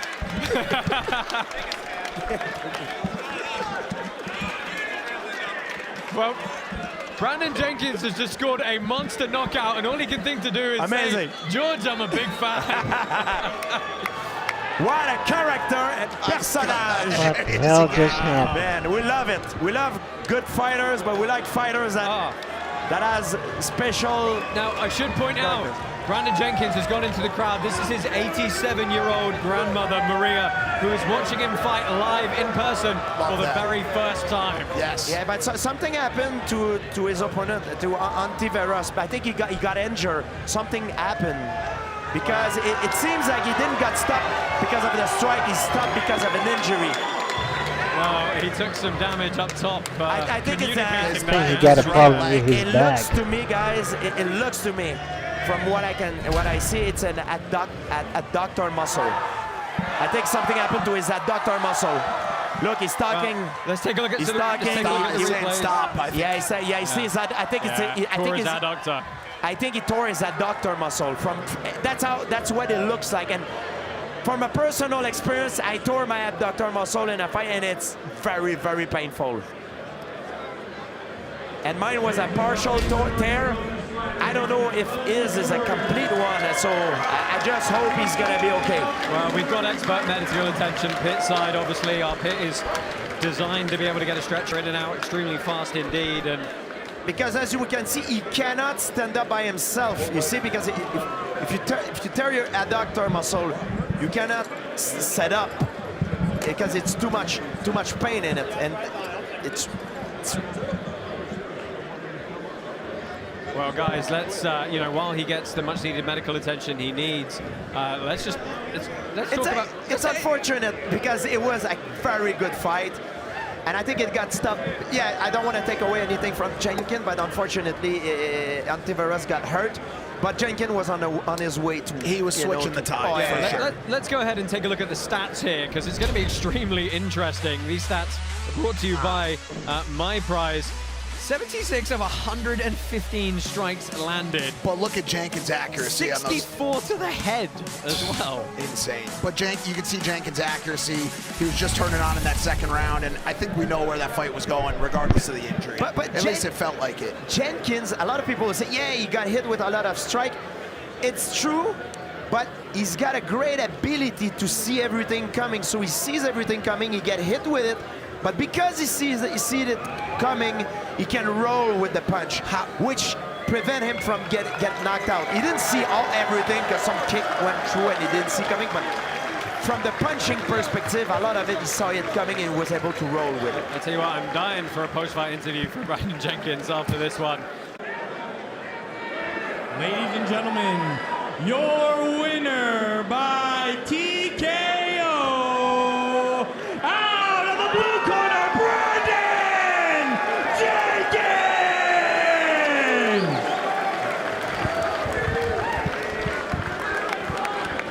Your winner, Brandon Jenkins, is getting out a word pit side with Dean Thomas. I can't wait to hear that interview.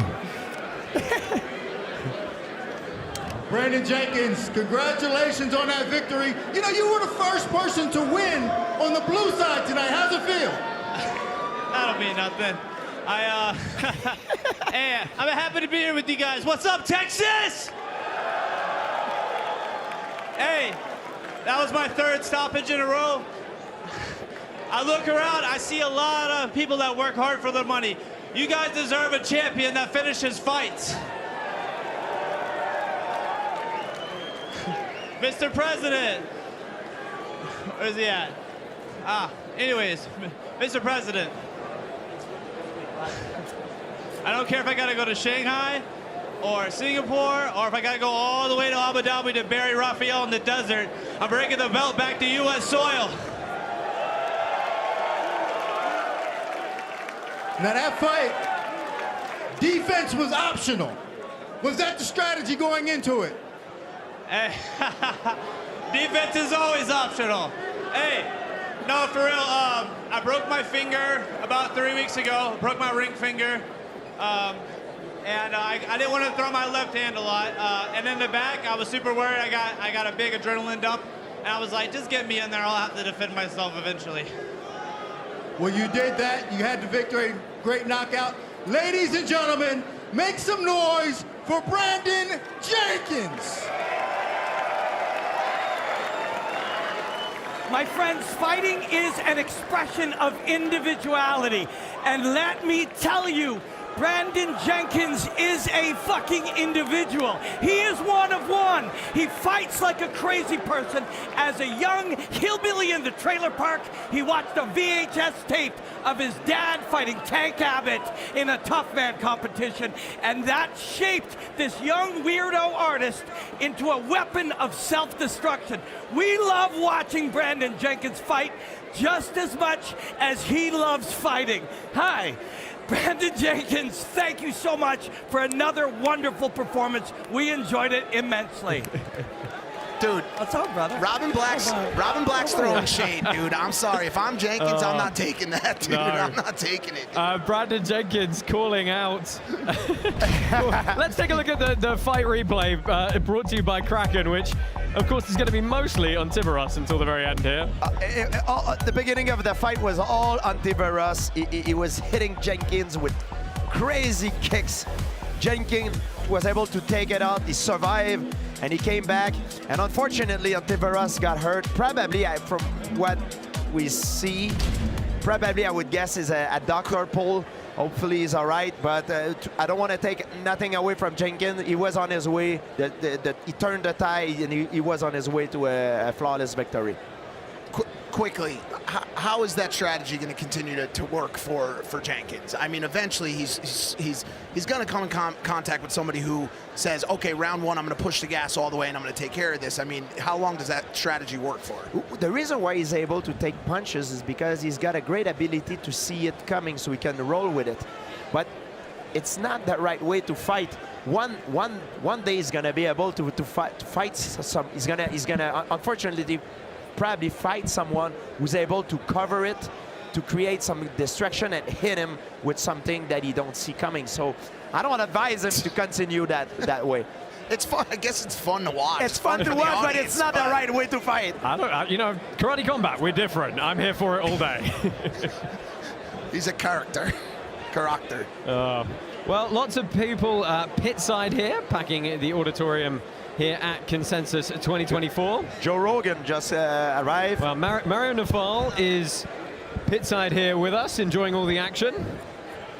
And as you may have seen just a few moments ago, Mr. Joe Rogan is in attendance, currently getting swamped, as you might imagine, by everybody wanting to say hello. Yeah, Raya Hall is here.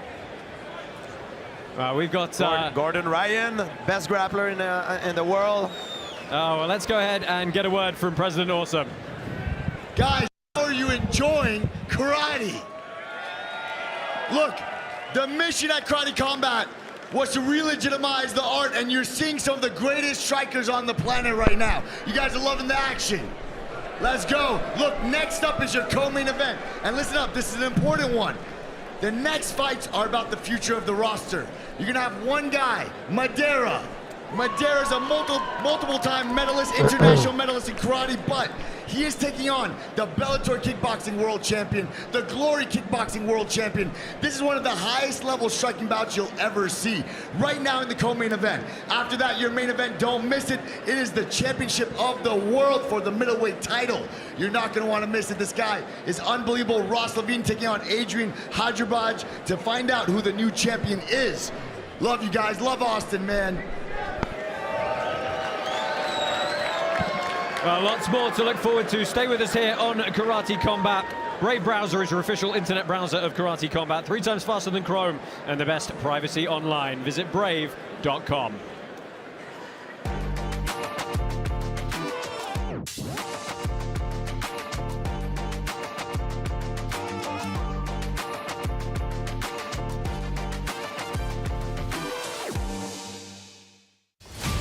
Gabriel Varga is back, who is Bellator and Glory World Champion. Yes, he comes over lost, but guess what? He wants to fight himself back into the lightweight contention. He wants that title. He has an undefeated Venezuelan standing in his way tonight. This guy's fought all over the place, titles everywhere. Most significantly, he is also an Olympian. Soy un peleador que se dedicó toda su vida a la parte de karate. He's only had 2 full contact fights so far, but boy was he successful. No solamente quiero venir a participar, quiero ser uno de los mejores y quiero ser un campeón en Karate Combat. Standing TKO! Wow! Andres Madera! Victory is another step towards that title shot. Wow. I'm confident whatever promotion I'm at, I'm going to get the belt. I've done it every other time, and there's no reason that it shouldn't happen here. Who's going to win? The karate fighter who stayed karate, or the karate fighter who went outside the box, came back, and brought it back to karate? We're going to find out tonight.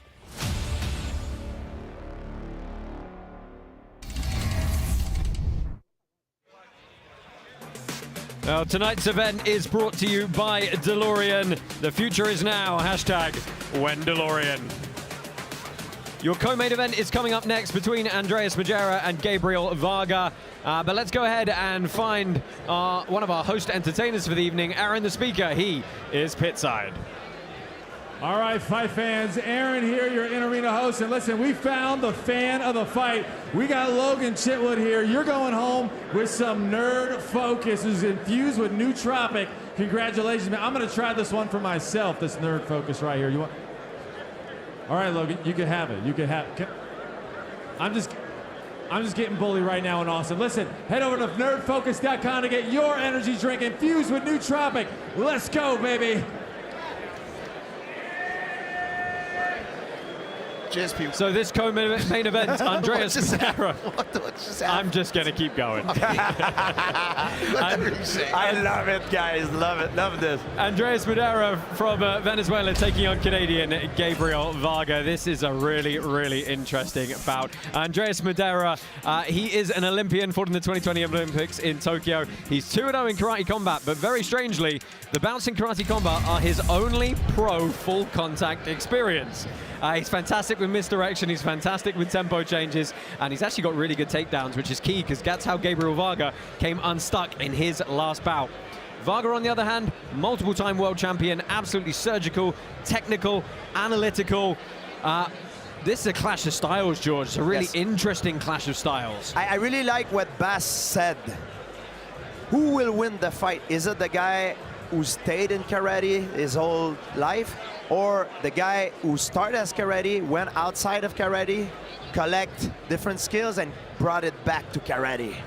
Yeah, this is going to be very interesting. I'm particularly looking forward to seeing how the takedown game plays in. This could be a real barn burner. Let's go ahead and get a final word from Robin Black. Thanks, guys. Just as the depths of the ocean remain undisturbed by waves at the surface, so too does Gabriel Varga stay serene within the bloody chaos of battle. But he is facing someone who has been pressure tested at the highest level in the Olympics. This is a wonderful matchup between two majestic martial artists. Who's ready for the co-main event? I said, are you ready for the co-main event? Let's fucking do this. Enjoy the hostilities, my friends. Icy cold, analytical, explosive Gabriel Varga. He's back. His opponent tonight, Andreas Medeiros, looking to stay undefeated in the pit. The Venezuelan Olympian. This guy's fought all over the place, titles everywhere. Estamos adaptando el nuevo sistema. Y si hay una evolución de cada combate y cada combate va a ser mejor. Gabriel Varga has been around for a long time, has done it all. Hero champion, Golden Glory champion, Bellator champion, and then about 5 or 6 other world titles. I was not rushing the belt in the first couple of fights, but I think now with the win here, I'll be ready for it. Medeiros said, in order to be the best, you're going to have to beat the best. Creo que es una de las leyendas, pero creo que con una buena estrategia podemos llevarnos la victoria. Andreas, I know you're a great karate fighter, but I'm bringing pressure this fight. Again, he backs him up. Best of luck to you. Tienes mucha experiencia, tienes mucho nombre en el kickboxing, pero esta noche es el comienzo de mi nueva carrera deportiva en karate combat. He only has 2 fights, and I haven't seen him do much ground and pound sort of stuff. Buscar la mayor cantidad de derribos y aprovechar esa técnica que he usado toda mi vida en WKF. Brought in more of that MMA mindset, and this time I just know, okay, I have to be ready for possible takedowns. Estamos bien preparados para este combate. I don't like boring fights, so got to bring the fight to him. Que nunca nos vamos a rendir. Os.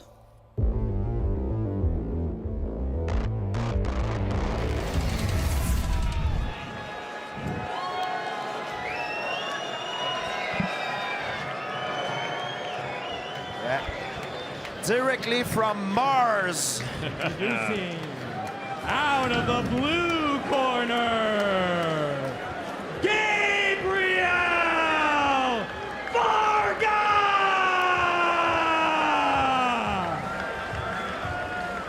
Karateka Gabriel Varga, expect to see tight combinations from any angle, expect to see him cut angles, expect to see him mix up target zones. If you want technical offensive kickboxing, that's what that man can do.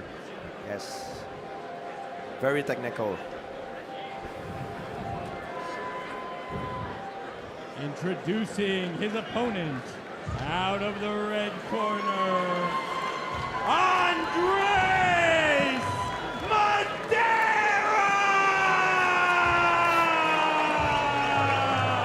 Andreas Medeiros Olympian, former WKF World's Medalist, Pan American champion, well over 1,000, if not more, sport karate bouts, but just 2 pro full contact contests. They've been in this pit, and they have both been wins. Most recently, a TKO win over Maciek Turczak at KC37 back in Orlando.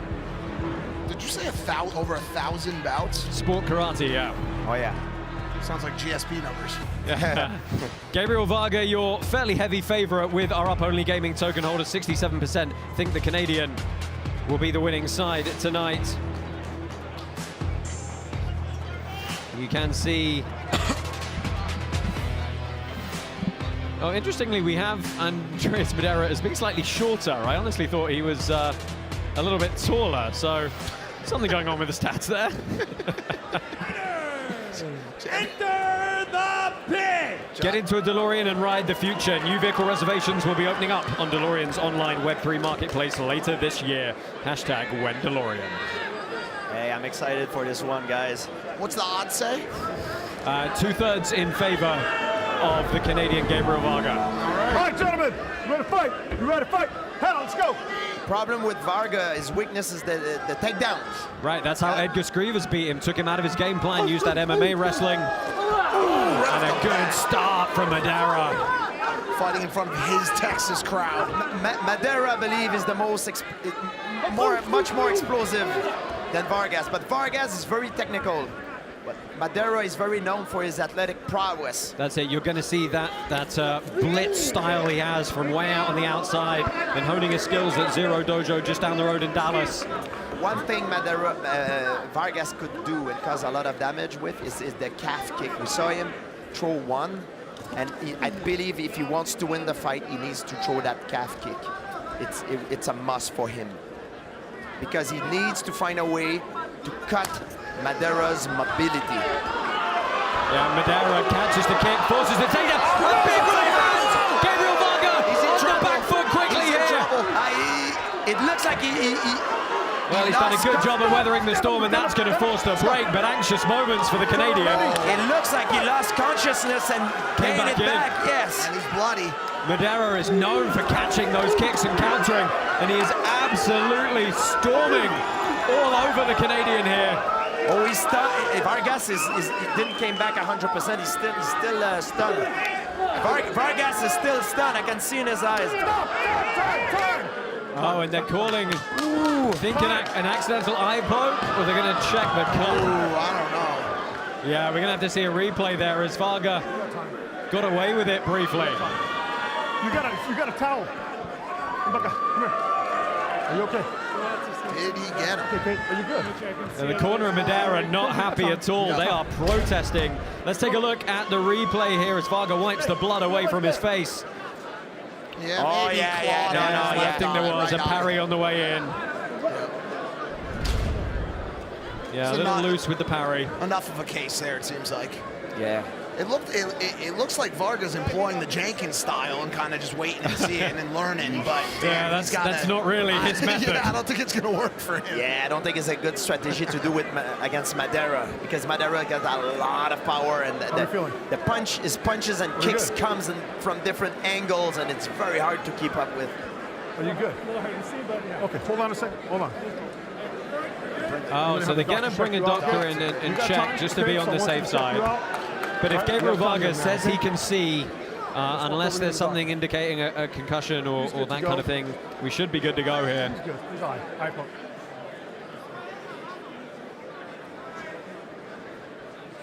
That's one of the frustrating things that happen sometimes in full contact sport, is fingers and the eyes. Well, we're going to find out. Let's see. I don't want to... Okay.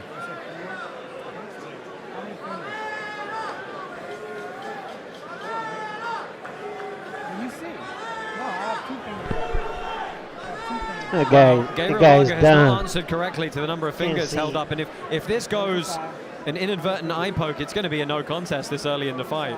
Let's take a look at the replay, and there was a very clean shot to the eye on that parry on the way in. What an unfortunate... That would be a very... Oh, no! Madera is celebrating, but it's not. It's going to be a no contest. Yeah, it's unfortunate. But you know, it's unfortunate, but safety of the fighters is always a priority. An accidental eye poke. Yeah, it's unfortunate, but safety first, guys. First round. I would love to see a rematch between the two. Yeah, I think so. Well, you're going to see a very angry Madera in a second. Yeah, when he realizes that it's an accidental foul like that is a no contest as far as I'm aware. We've seen this before with one of the back in Playa del Carmen. Exactly. Yeah. They took the victory, and it's not a fun moment. Accidental. No. Yeah, Disqualified. the accidental is going to cause a no contest. See how many? He kept telling me to say how many, and I thought he was saying 4. GSP, you ever had a moment like that where you couldn't tell how many fingers somebody was holding up? Well, there's fights like, for example, when I fought Jake Shield, I fought half of the fight with only one eye because I couldn't see. I got a finger in the eyes and it blurred my vision for the rest. But I decided to keep up. Oh man, so this is going to be quite the surprise right now. But you know what? If your vision is compromised, the good thing to do. I know it sucks for the fan, but the good thing to do is to stop. Safety first. Hey, let's go! Well, let's go ahead and get the official decision read out here.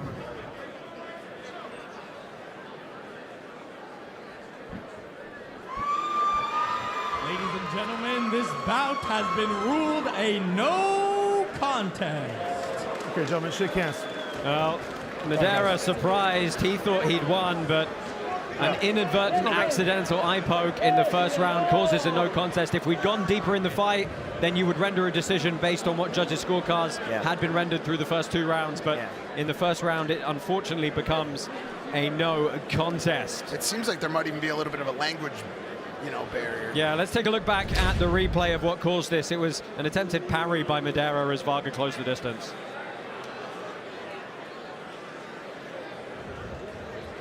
It was clearly a finger in the eyes, yes. So it was the right eye. Wow. It seems like he has the left eye Exactly, closed. yeah. What's going on here? Yeah. He's got the left eye closed, and he's holding the left eye, but he took the poke to the right eye. What is going on We'll here? see if we can get to the bottom of it. Well, I mean, it's worth discussing. However, his red eye is clearly no, but he's favoring and touching the eye that got poked, the opposite eye that did not get poked. Yeah, which begs the question: was that an exit strategy? Well, he was being substantially overwhelmed at that point. But I mean, god dang. Dude. That suggestion is brought to you by Mike Malak. Well, I'm throwing it out there, but I mean, it's true. If somebody gets the right arm broken and they're holding the left arm, it's worth noting. Let's, well, we can ponder that as the night moves on. Let's go ahead and take a quick look at our champion, Ross Levine, as he prepares to enter the pit here this evening.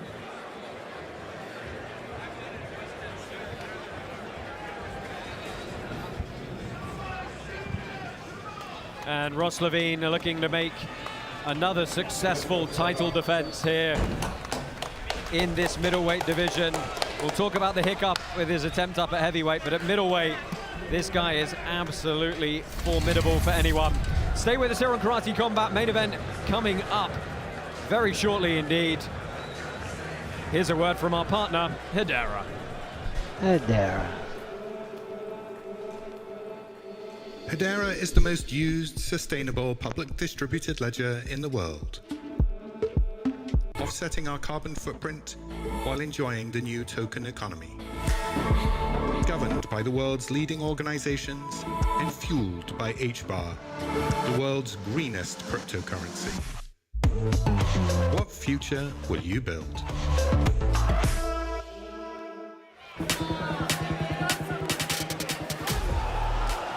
The main event comes out of the middleweight division. I'm already the king of karate combat. Ross Levine defends his title as the undisputed champion against Adrian Hadjibiadj. Title fight time in our main event here at Karate Combat 46. Don't forget, Influencer Fight Cup 2 is coming up very shortly indeed. Let's go ahead and pull up the head-to-head for this one. Ross Levine taking on Adrian Hadjibiadj.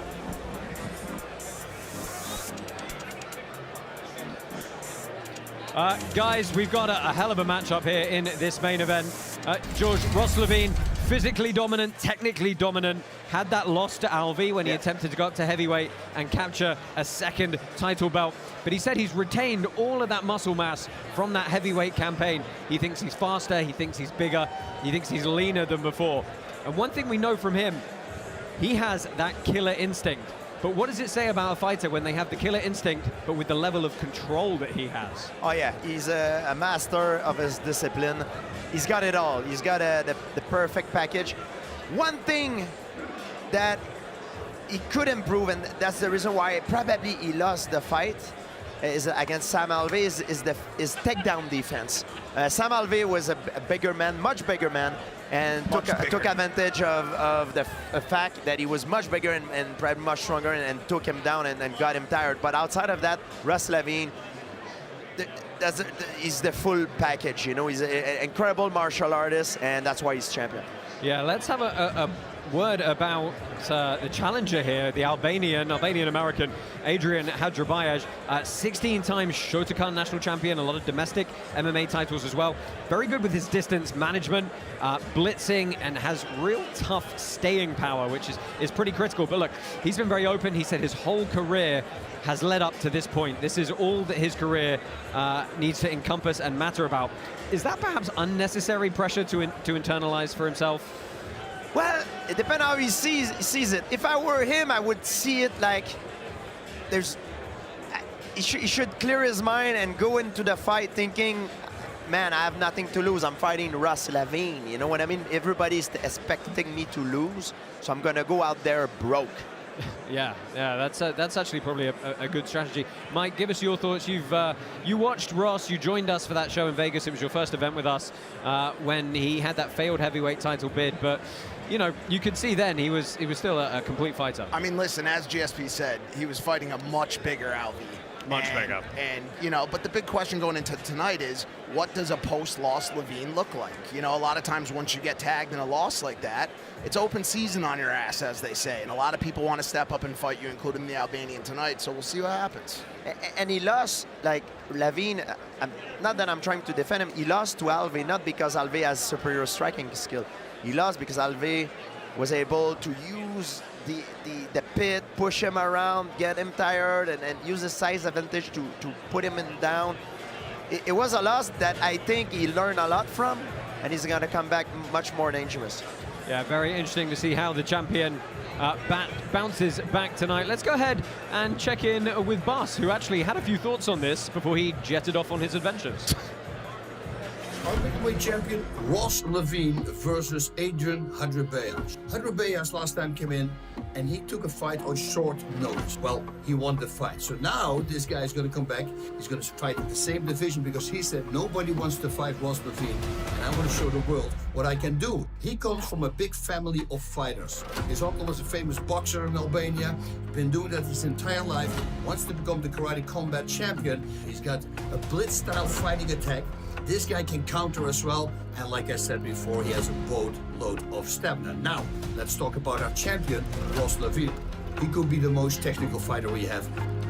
This guy, everything he does is for a reason. His distance is great. He knows exactly where he is in the pit. Hadrabayev, he said that he can beat Ross Levine. Nobody wants to fight Ross, he said. Well, good luck, because Ross, like I said before, he is an incredibly good fighter.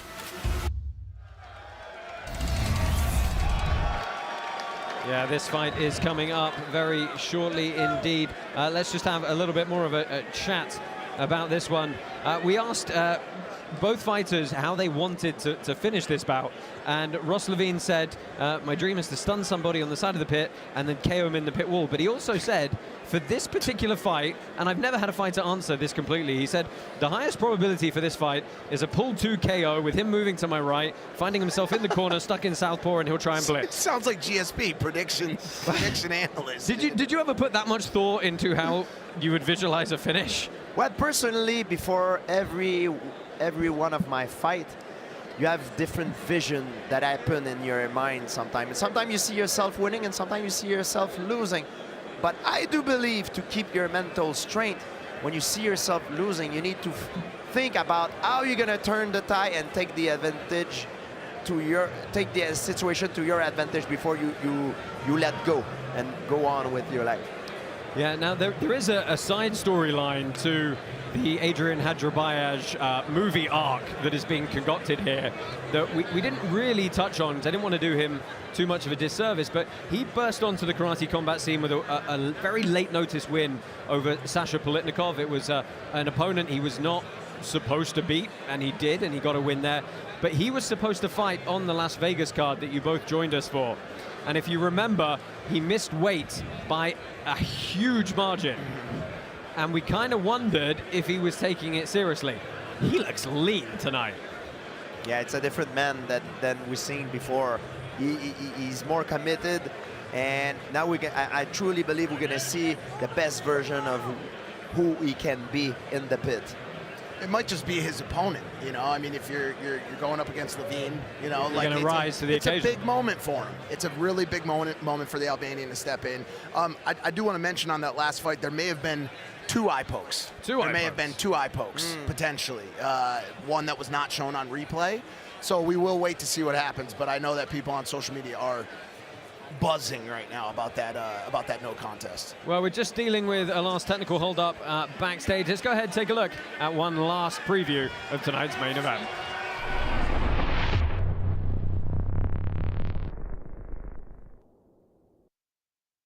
Well, this is the Karate Combat middleweight champion, attempting to become the first two-time champion.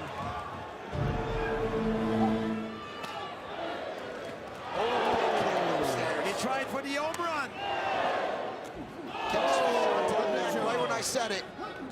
There he goes. Oh, big lead left. Wow, a solid one. That one hurt him. That one hurt out. Full on. I don't know if he gets, if he's a little bit, if he's tired now or. Alvy's breathing heavy. Alvy's starting to get a little gassed here. Levine lands again. Big surge from the champion. Training camp is always the same. My goal is always the same. I need to get better. I'm always trying to improve. I got to work on my skills. The rule set has changed a ton since the last time you saw me in the pit. I don't think moving up a weight class was a mistake at all. Unfortunately, I've cleaned out the middleweight division so much that there were no opportunities for me. Sam Alvey was easily 35 to 40 pounds heavier than me in the pit, and I went 6 rounds with him, who knocks out a majority of people that he's fought, over 50% knockout ratio for Sam. I think we were impressed with how well Sam Alvey was able to take some of Ross's shots. I think Adrian's a good fighter. He's got a nice history as an overall record. He's got a lot of experience, a lot of MMA experience with a short middleweight division. You know, the fact that I have an opponent is great. I think Adrian's a talented martial artist, but I think what he does well, Ross does even better. The one thing that I can pride myself on is every single time you've seen me in Karate Combat, you see a new and upgraded version of Ross Levine, and that's what you're going to get again. I think this fight is going to be Ross's masterclass. Yeah, my game plan with Adrian is very similar to my game plan all the time. I'm going to take away his best weapons. I'm going to control the pit. I'm going to walk him down, beat him up, and put him away. Adrian, the Eagle, Hadjibayev! I think is the word you're searching for. Good strikes from Adrian. Yeah. Again, both these guys carrying their guards very low as they move in. Oh, and again, Politnikov lands as Hadjibayev backs up. Oh, good work from Hadjibayev to follow up there. Oh, good blitz from Hadjibayev. Strength in the turnover there. My friends, 2 young lifetimes of training, learning, development, and growth culminate and collide right here in the Karate Combat pit in our main event for the middleweight world title. In the immortal words of Tina Turner, 2 men enter, 1 man leaves. Say it with me. 2 men enter, 1 man leaves. This is your main event. Hadjibayev versus Turbo Ross Levine. Let's fucking do this. Ross, This is my time, buddy. This is a dramatic main event. Ross Levine, one of the greatest champions Karate Combat has ever had. He's back at his weight class to defend his title. He's taking on Adrian Hadjibaji.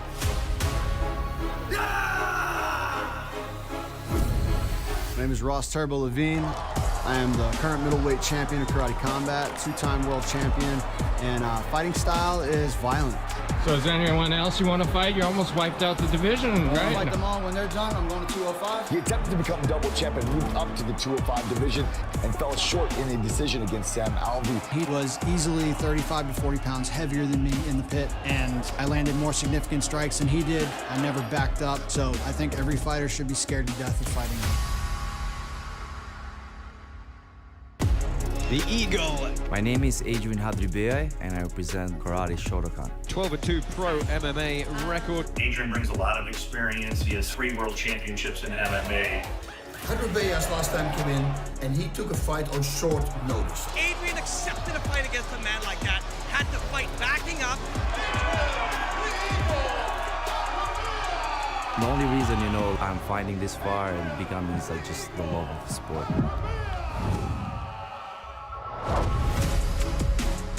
He was impressive in his debut, so I'm excited to test him out and see what he's really made of. I like Ross very much. Thursday night, he's my opponent, my enemy.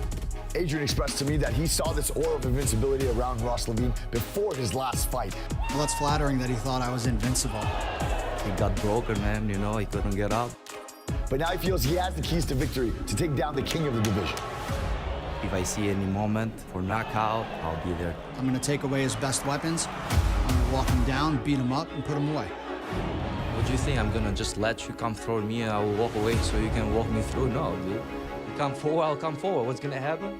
We will clash. Oh, the big left. Ross Levine remains the Karate Combat middleweight champion. I think this fight is going to be Ross's masterclass. Ross, you've been having this 2-3 times, but it's time for you to go and retire. I'm here to entertain, I'm here to fight hard, and I don't get paid by the minute, so we're knocking him out.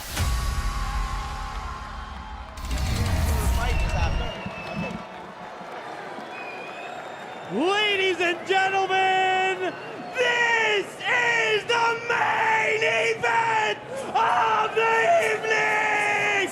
Live from Austin, Texas!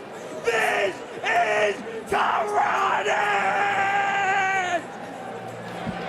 Introducing first, fighting out of the blue corner, the challenger, Adrian Hadjibaji!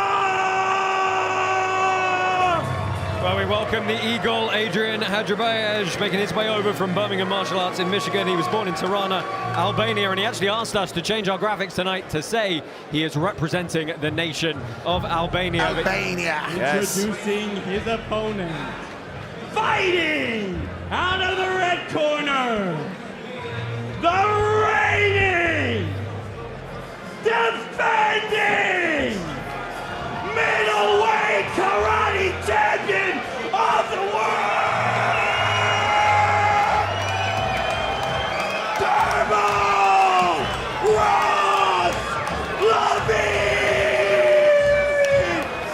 A very mean, a very focused Turbo Ross Levine. He is the Karate Combat undisputed middleweight champion.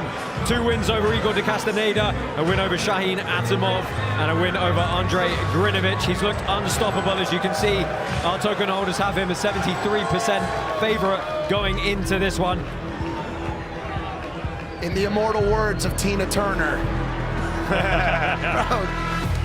I'm all here for it. I'm still thinking about it, dude. Adrian Hadjibaji's Shotokan background for him, very much a traditional stylist who has managed to blend his way in to mixed martial arts. Of course, sport American karate, absolutely the wheelhouse of our champion. Your referee for this one, none other than Mark Goddard. Crowd is primed here. It is title fight time. Oh, here we go. Karate Combat is powered by Hedera. Fighters, enter the pit! Great final, live from Mars. Oh yeah, I'm excited. No eye pokes, no eye pokes. Josh Palmer, George St. Pierre, Mike Malak on the call for you here this evening. Gold gloves and black pants for the champion Ross Levine.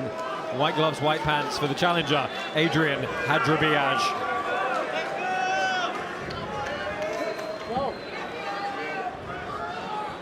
And you can see the physical stature of Ross Levine, that muscle he put on for the challenge at heavyweight that he's now retaining.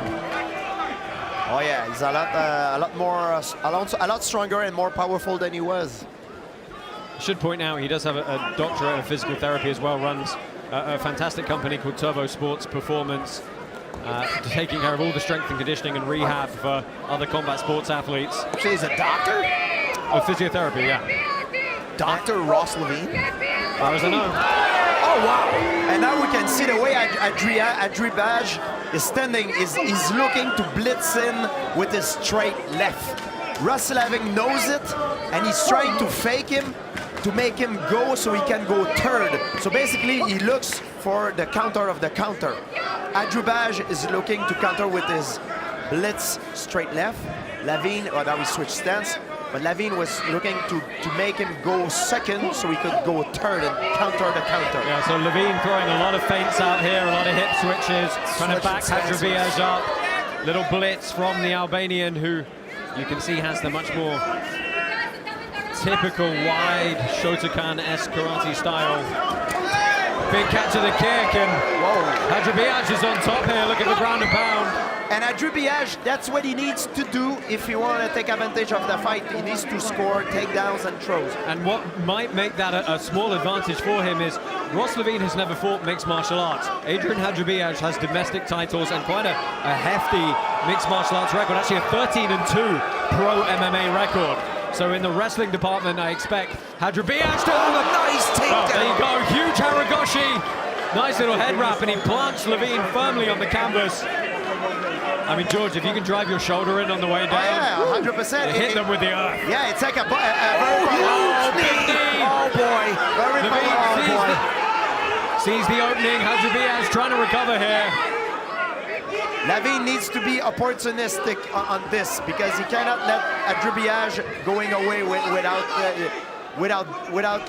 creating damage. Oh, again, the knee, and that's to counter the blitz. That first knee really hurt Adrian, you can tell. Stabbing front kick. It's a big thing in that fight is the timing. You see, they're trying to play the timing. They try to counter each other. They're very hesitant to go first, so they both try to counter each other. Where they're big rear straight. Big rear straight hand.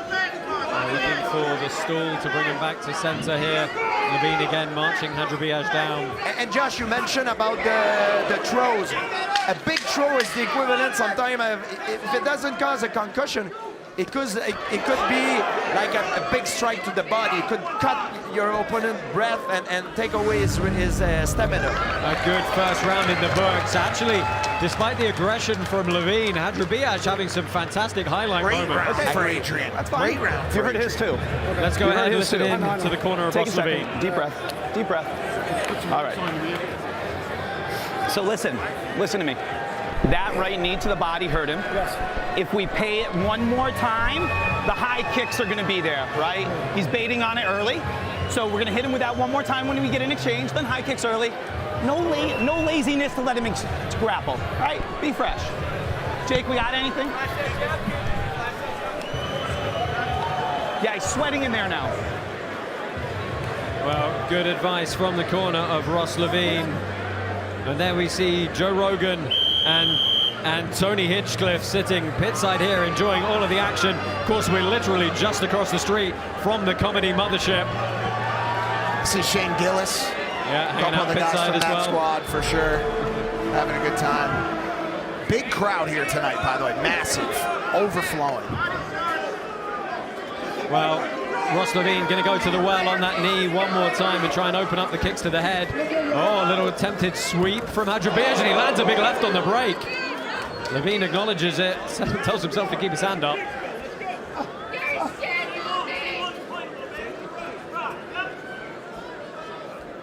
Yeah, a lot of this fight so far is about faking and timing.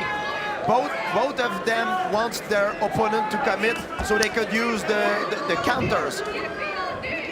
For someone with so much confidence, Levine is giving him a lot of respect in these first 2 rounds. He's really hanging back. And yes, but you see as Levine stepped in, Adjubiage showed a straight left, and he's got a very good, and Levine's got a very good right cross. That's one of his main weapons.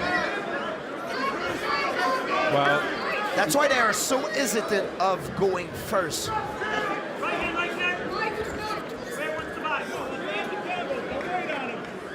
Levine is currently dictating the action around this pin. Lands a good shot there. We know how much aggression counts on the scorecards here at Karate Combat. It's Levine with the forward progress. And we heard Levine's corner. They were mentioning to go to the body with the kick or the knees and then go to the head. We haven't seen that yet, though, in this second round. No, but there's a lot of room for kicks now. But if you kick, if you go first and attempt a kick, you leave the room, you leave an opportunity for your opponent to blitz in with the cross. Sure. So it's dangerous. Huge kick from Ross Levine! Walk off KO to keep the middleweight belt! Oh my goodness! Wow! Oh my goodness! He caught Adjubiage circling out of the corner into the right high kick. Wow! And guys, that was a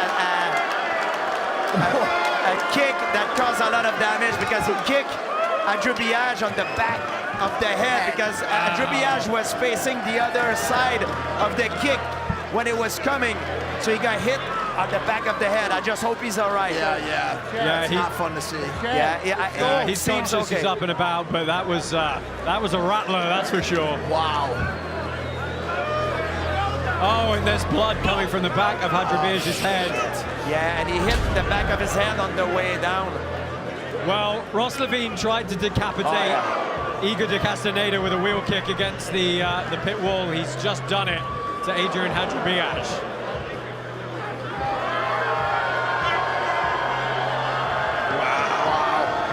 Well, you know, until that moment, Adjubiage was doing a great job.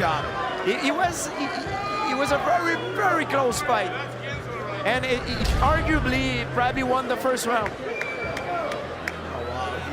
Well, he's obviously getting immediate medical attention here. He seems to be up and awake and fairly with what's happened. So just superficial cut, we hope.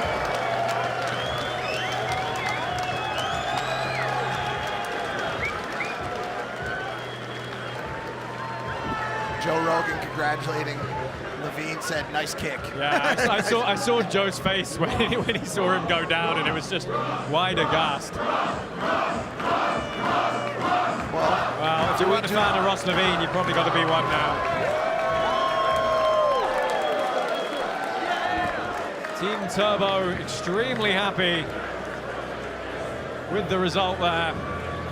Well, you know what? Adjubiage has nothing to be ashamed of. Of course. He made one fatal mistake that cost him the fight, but he was fighting a very good fight. Yeah, he was, he was creating his moments. He was dealing with the defense he needed. He had some offense. 100%. And what is sad and also makes the beauty of the sport is sometimes you zig when you should zag, and that's exactly what happened.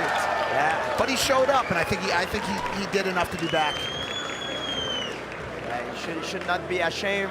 He just made a mistake, and that mistake was a fatal one, but he did a great performance. Well, we're going to go ahead, make this one official, and congratulate Ross Levine on the retention of his middleweight belt. Wow.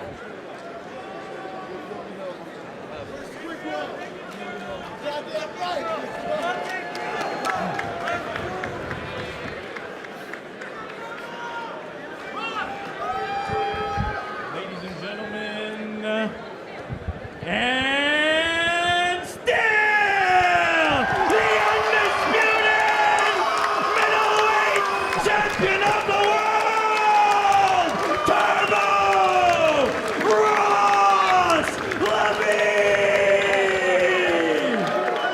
That's a scary, scary man right there. And I'm happy that Adrian seems okay, because after getting hit with a kick like this and hit his head on the canvas, it's good to see that he's fine. Let's go ahead, get a word with Dean Thomas and our champion, Ross Levine. Ross, congratulations on the victory. We were all wondering how you would do after your last fight. You came back out here, got the knockout win. How'd it feel?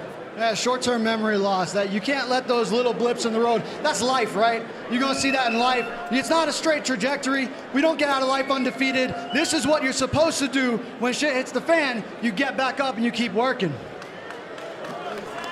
Amazing message. In between the first and the second round, you went back to your corner. Your corner said, go to the body with the knee. It's gonna open up the head kick. And that's exactly what you did. Yes, sir. That's what we've been practicing this entire time. I mean, we knew Adrian is so good. He really is. We haven't seen a lot of him, but he's so good. Guys, we worked so hard. We worked so hard. Earlier in the night, Marcus Perez said he wanted to fight the champion. The gospel about this man since I was 16 years old. And one time he told me that every champion has a story. My fight career has been an amazing story. An amazing story. This is where it ends. Are you retiring? Yes, sir. This was my last professional fight. I've been...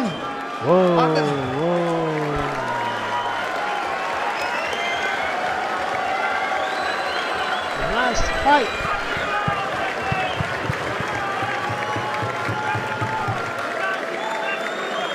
I've been a world champion on a couple different stages. I've been a world champion with sport karate, world champion here multiple times. Been a world champion student, world champion coach. There's a lot of things I really need to be world champion in too. I want to be a world champion son, a world champion husband, someday a world champion father. And I'm going to put so much, everything that I put into this is going to go into every single thing I do in my life. And this is what made me, and it will continue to shine. Well, it was certainly a pleasure to watch you fight and do your thing. And we're all honored to be here to witness your last fight. Ross, congratulations on an amazing career. Ladies and gentlemen, make some noise for Ross Turbo Levine.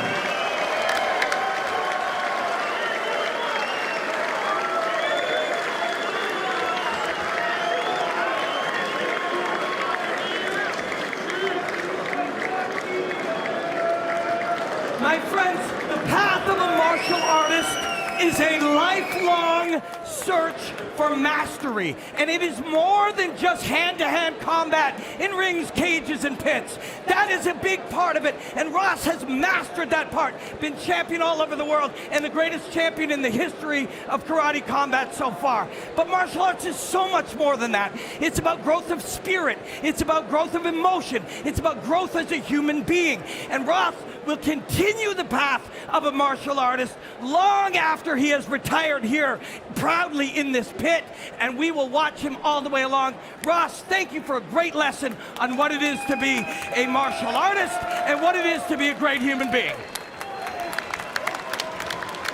Well, thank you, Robin, and of course, guys, it has to be said, thank you to Turbo Ross Levine for what he's done. What a great speech. What a great speech. Emotional moment. I don't sure. know how he stayed composed. I'm losing composure here. That was. You could see his wife who was listening in about future kids and being a better father and a husband, a father down the line, and it's a real emotional moment for somebody with an incredible fight career. These replays brought to you by Kraken as we take a look back at the end of the fight here. And you see the kick coming from an angle that Adrian Adrabaj never saw. It was coming from the back, and he never saw it coming, and it hit him, and right away he turns the light off, and and it was it. But what a great setup from Ross Levine. We see why he's champion, and the way he set the table for the head kick, it was just unbelievable. Yeah, and it is unfortunate that we're not going to get to see him compete anymore, but he said it himself, he's got other areas of his life that he wants to go and dedicate his focus and his energy to. And look, if he can be half as successful as he's been in the pit, he's going to have a fantastic post-competition career. Wait a second. The belt is vacant. The belt is vacant. Whoa. Whoa. We got lots of. Awesome's got work to do. He certainly has. Lots more to look forward to in the pit. But of course, we're not done yet this evening. Oh no. No, we've got Influencer Fight Club 2 coming up. Don't miss this. These one. We'll get stuck into that properly when we return. Stay with us here. But first, Karate Combat welcomes our new sponsor, Squid Grow. Squid Grow is an ecosystem of applications ranging from an NFT marketplace, DEX, perpetual exchange, liquidity locker, and privacy cross-chain aggregator. Check it out on squidgrow.com.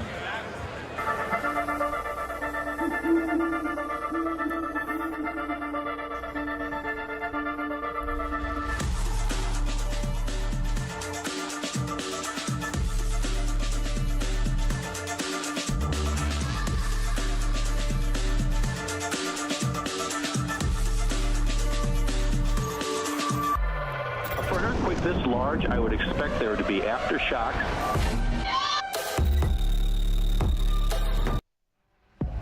Holy. Let's go! Yes. Oh, God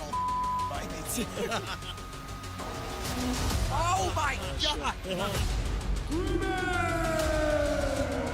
This is not a joke. You can see these guys have been preparing. A minute left in this opening round. No contest. Oh, wow. Dreamer! Warms my heart. Karate-style Brazilian Jiu-Jitsu. Ready to watch a Jiu-Jitsu guy get kicked in the face? Big left hand from Bill Russell. By knockout. Legitimately 7-foot-tall human being is just scary to fight. Oh, look at that. Yeah. More lights. The Pit Boy. Big shot. This is barbarian clubbing action. Bad Boy's locking in. Haymakers.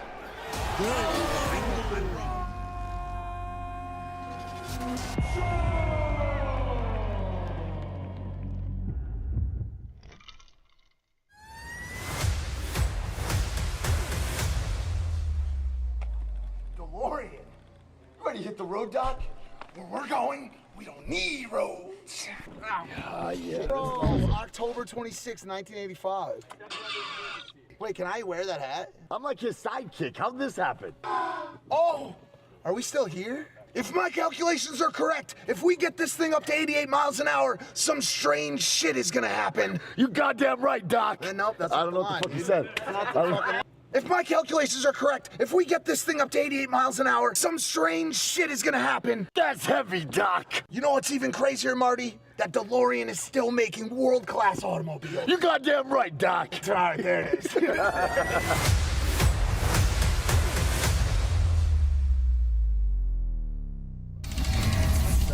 What the fuck was that shit? What? Well, Influencer Fight Club is brought to you by Kraken. Very happy to have them present the rest of the bouts here this evening. Let's go ahead and take a look at the full fight card of what's coming up on Influencer Fight Club 2. Brought to you by Kraken. This is what you can expect this evening. Of course, top of the card, Billy McFarland taking on Justin Costado. There's going to be some retribution for the Fire folks. Fire Fest. Around the world. You know, do you guys, how are we going to this?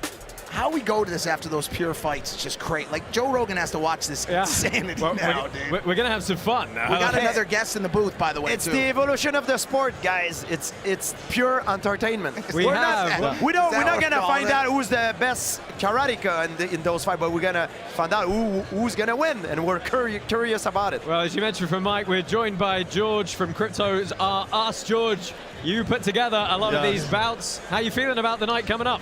Man, I can't believe how the excitement. I mean, this is held in one of the biggest crypto conferences, Consensus. Look at the crowd. Everyone's here. I mean, I can't be more happy. Well, hopefully these guys can put on a good show for you here. We're going to get into these fights very shortly. Let's go ahead and find Aaron, who is pitside with Rich Nick to talk about the Kraken bonus.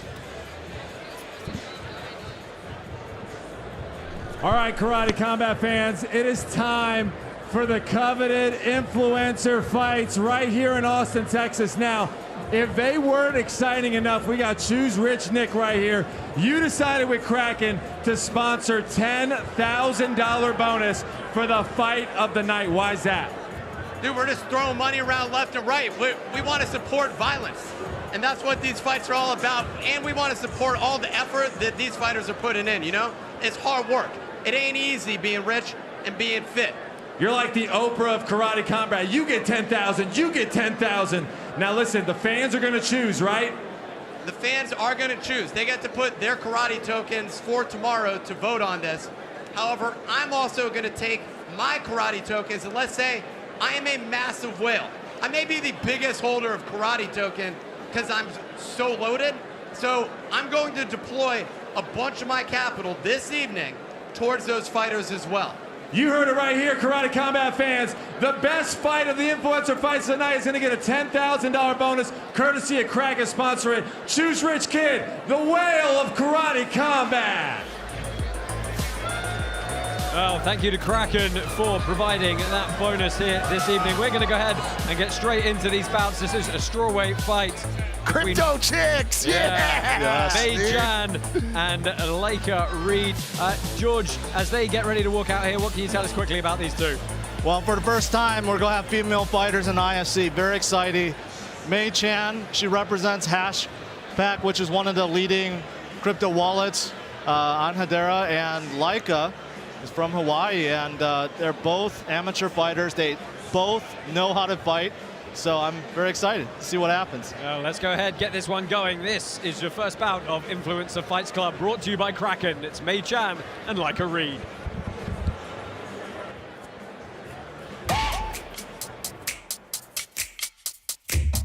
I'm Mei Chan, the CEO of Hashpack, the leading wallet on Hedera, and I'm also an amateur kickboxer in Vancouver, BC, Canada.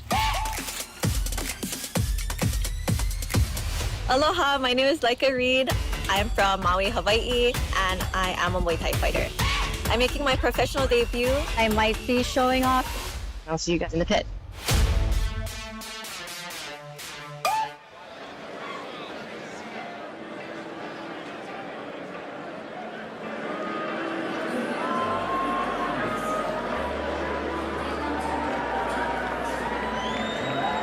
Introducing out of the blue corner, Leica Boss Reed.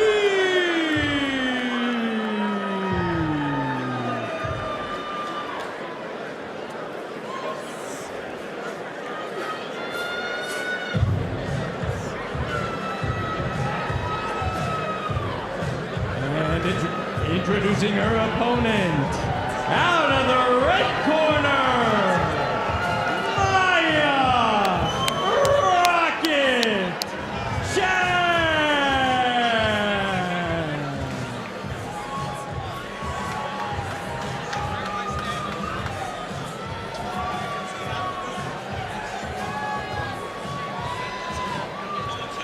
oh no, wait, hang on.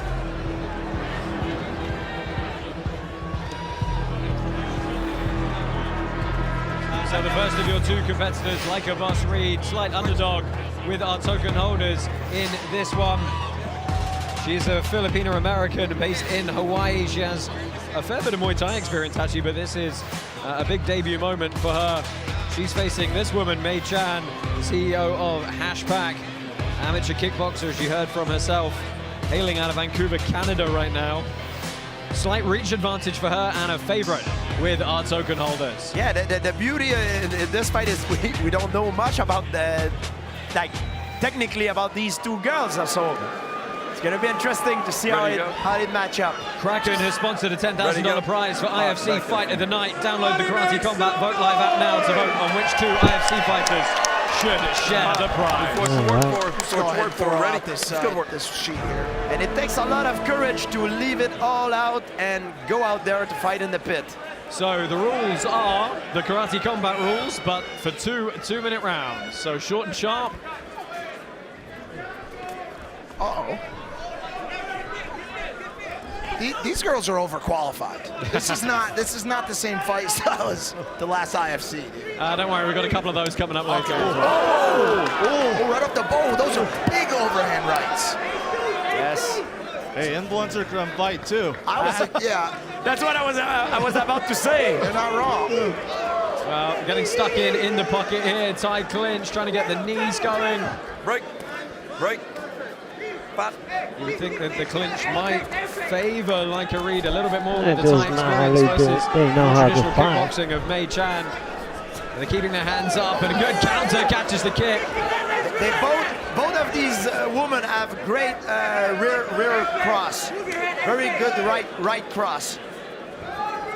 They throw it with a lot of very bad intention and with a lot of power.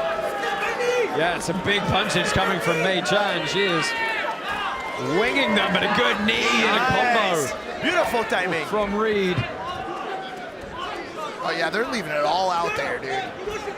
They know it's 2 minutes, so they leave it at all. Leaving it on the floor. It's a bit of a sprint at 2 minutes. They're going to break with 30 seconds left on the clock here.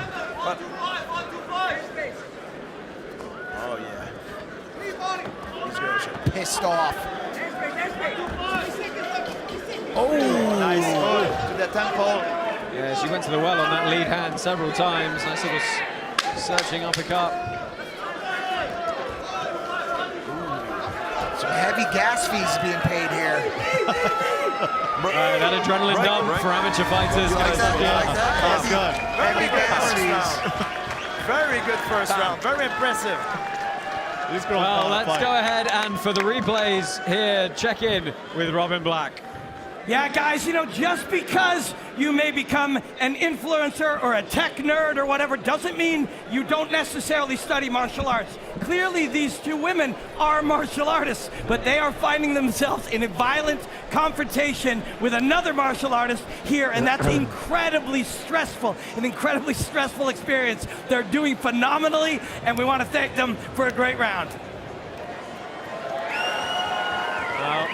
We are going to get the final 2 minutes underway here. We do go to a third round if it is going to be a draw.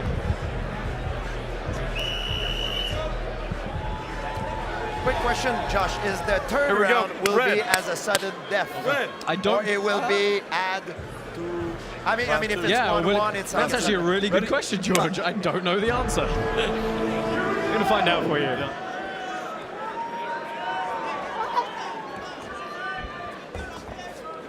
I suspect it would be, given the karate combat rules. I'm getting confirmed it is a sudden death round if we go to a third. That's only going to happen if they split the first two. Oh, we're seeing takedown. Right. Yeah, she got in on a double. Okay. Not able to turn the corner.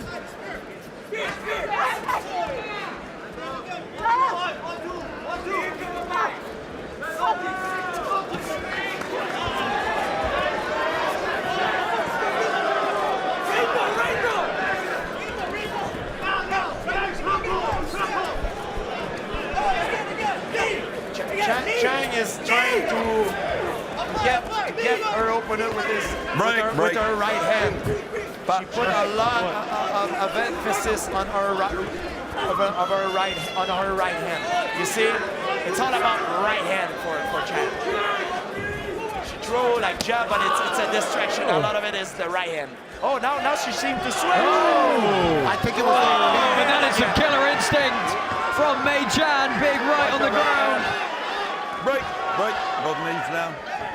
Her right hand is her favorite weapon, and she used it very well. Again. Yeah, hammering away. Good combo into the kick to the body. And and again. I like the way she used her left leg as well, using the knee and the the knee on the way down. Big shot. Mei Chan is trying to finish this one here with 20 seconds left. Heavy hammers. Yeah, she's leaving it all on the blockchain. Well, and this ground and pound can continue until there's a break. 9 seconds left. It looks like Leica Reed might make it out of this. They will be stand up now. Well, it's going to come down to that first round. Yeah, but she better not celebrating too early, because if the first round turned out to be to Reed, Chang gonna have to go back. Yes. Yeah, that just felt like another karate fight. That didn't seem like an influencer fight. These guys are the real deal. I mean, listen, BitBoy's a real fighter, but he's unconventional. I'll be honest, he's not a stunning example of ferocious shape. These girls are in shape, they're ready to fight. After ISC 1, we had so many influencers apply, and as you can see, a lot of them really can fight. It's only going to get better from here on out. Well, let's see what happens tonight. Yeah, we're getting our scores tabulated pit side. Decision. Okay. And we do have a decision, and I think we can be fairly sure which way it's going based on that second round. I agree. Red. We got a decision. Blue.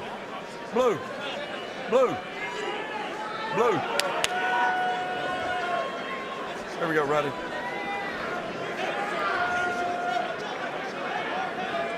We got a decision, so we don't have to go another round.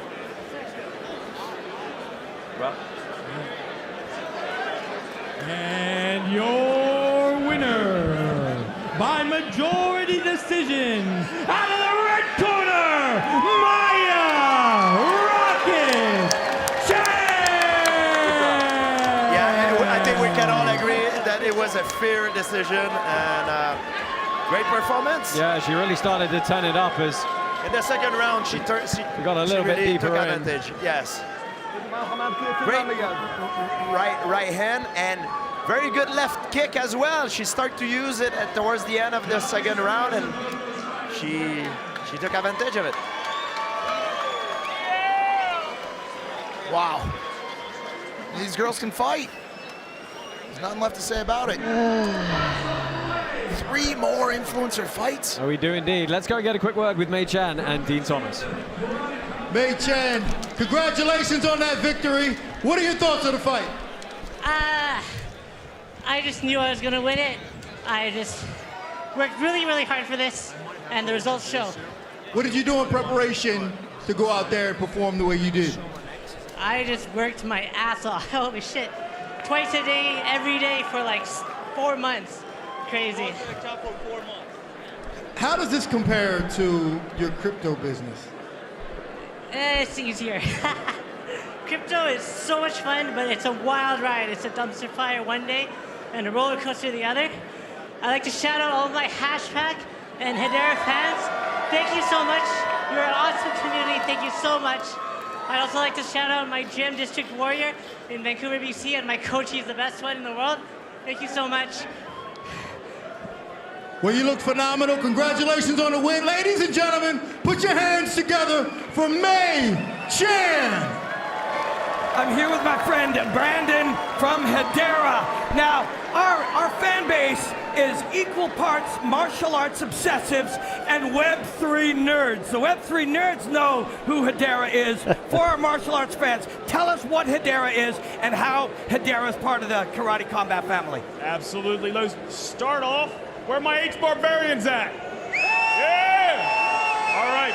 So, Hedera is a layer 1, right? So it's all about what's being built on these networks. We have all kinds of stuff. Real-world asset tokenization. We have BlackRock funds on Hedera. We have Aberdeen on Hedera. We even have whiskey, real estate, all kinds of other stuff.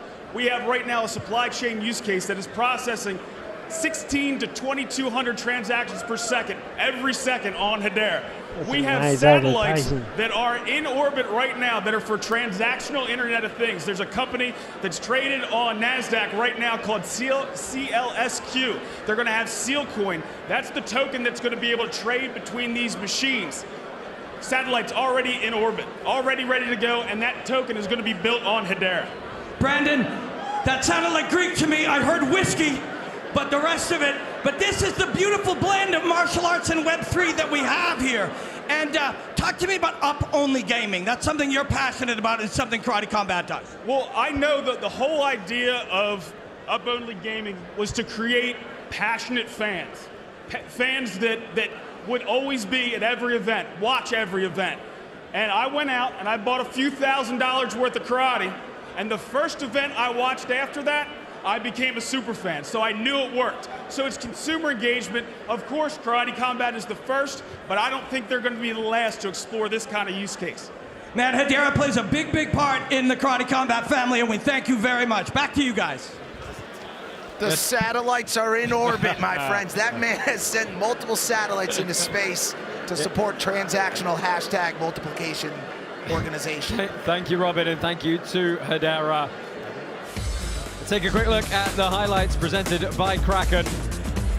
Mei Chan getting the win there with a flurry on the ground to finish. I actually don't know when. I'm assuming the camera starts pointing at us. That's always goes. And she had killer instinct at the end there. We're going to move on. We've got 3 more Influencer Fight Club bouts coming your way.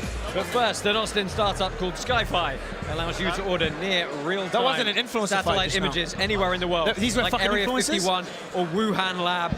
Download their app now and task a satellite. No, it's the kind of stuff that... 5, 4, 3, 2, 1, 0. Liftoff.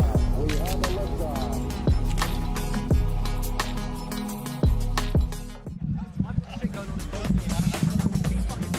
Pissing me off.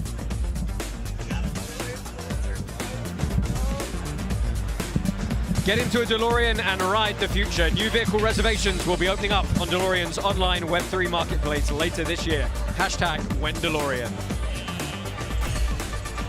Oh, that's the fight I want to see. And you know, guys, one of my coach who was there with me during my entire career, Phil Nurse, is coaching. Oh, really? This one, yes. Wow, this will be interesting. This is Tech Hustler taking on Tactical Investing. George, do us a favor, weigh in here. What can we expect from this bout? These guys are absolutely massive. They lost 20, 30 pounds to make weight, but they are fit and they have a lot of power, but they both are minors. They're influencers. They have their own channel. They've been running for a long time, but again, just like everyone else in the IFC, they just really want to prove it to themselves and represent, right? I think this is going to be a good fight. Yeah, what happened to nicknames like Tiger and Shark? Alexander Tactical Investing versus William Tech TKO Hustle. TKO. George, go ahead and could you introduce us to Marion Nafal, who's joined us on the end here to take in all of the IFC action. Yes, Mario, one of the biggest influencers in the space. We met recently. He's here, he's enjoying Karate Combat. He runs the largest show on X right now. He has Elon's year. That's how big he is. Mario, how are you enjoying all the action from the evening? Man, you've been perched over here for the Karate Combat fights. You're joining us for the Influencer fights. How's your evening been? Man, I'm just looking at this and I can't wait to be in that pit one day. Where I have to decide who to invite into that pit with me. I'm just dying to jump in. Pit boy! Oh, you'll get in the pit.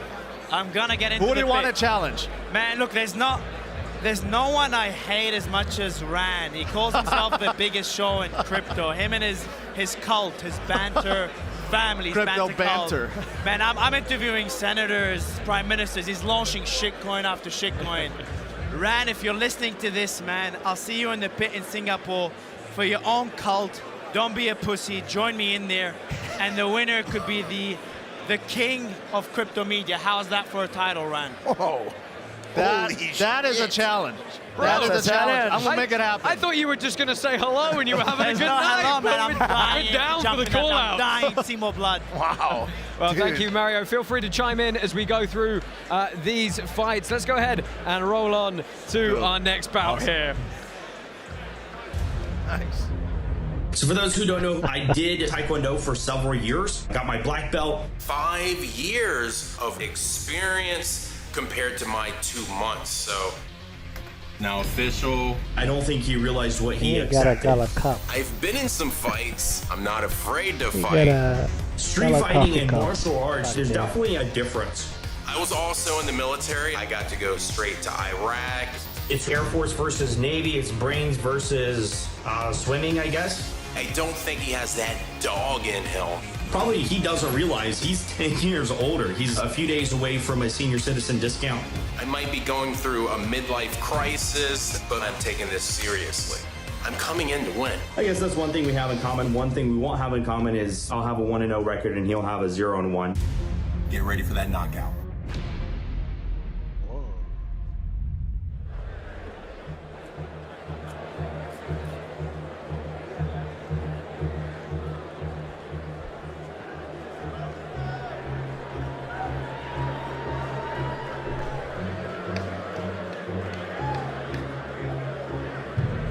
Introducing first, fighting out of the blue corner, Tactical Investing! And Bannister, 5 years of Taekwondo training, former Air Force as well, so let's see if he can lean on that. Pretty imposing physique. Just absolutely insane. He's got the edge on the experience department, that's for sure. Absolutely. Introducing his opponent, fighting out of the red corner, Tech TKO Hustler!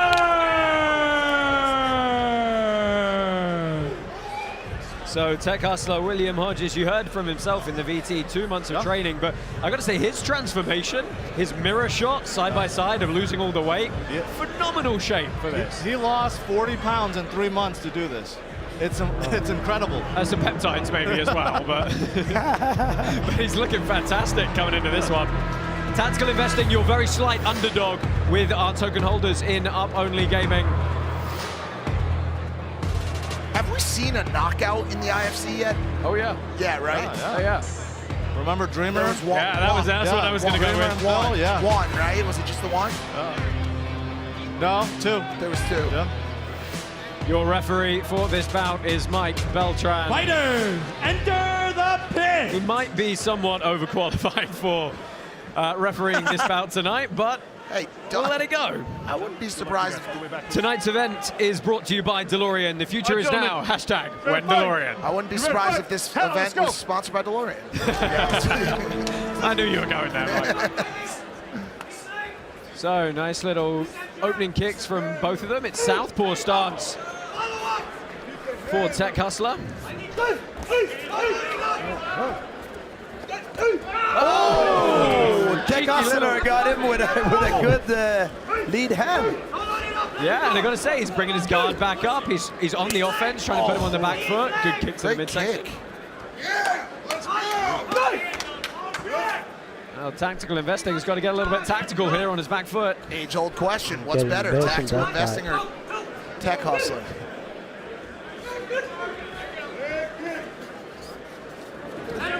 Look at the power behind those punches. Yeah, they're slinging for it. Yeah. And they tie out, and they go to the body.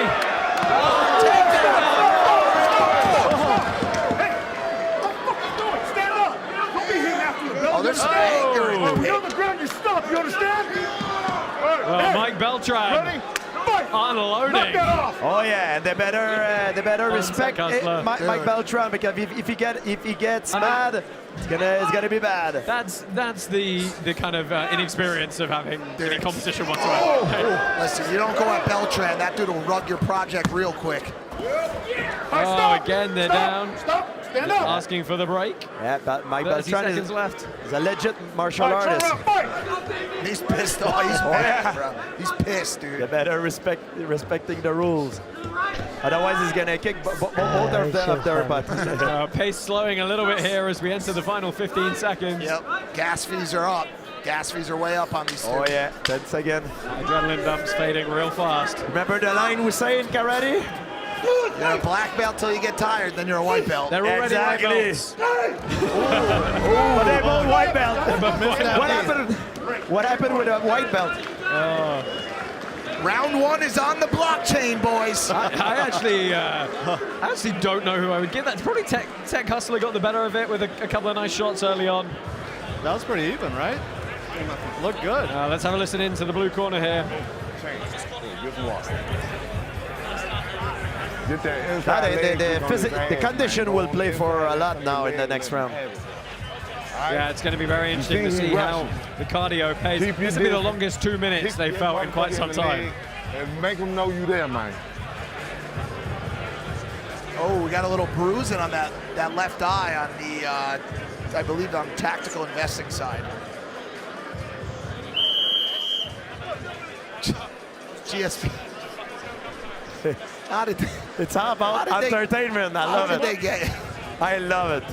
Yeah, they don't fry Takayama with those shots to the body. And that's what I like about Karate Combat. We offer you a different kind of entertainment, and I love it. I mean, look, we're being very serious about that. We have a party at these shows, right? Like, the atmosphere is fantastic. Everybody gets stuck in. Do it a little bit differently. Oh! People love it. Oh, it goes to the body. That was a big shot to Tactical Investors. Tactical.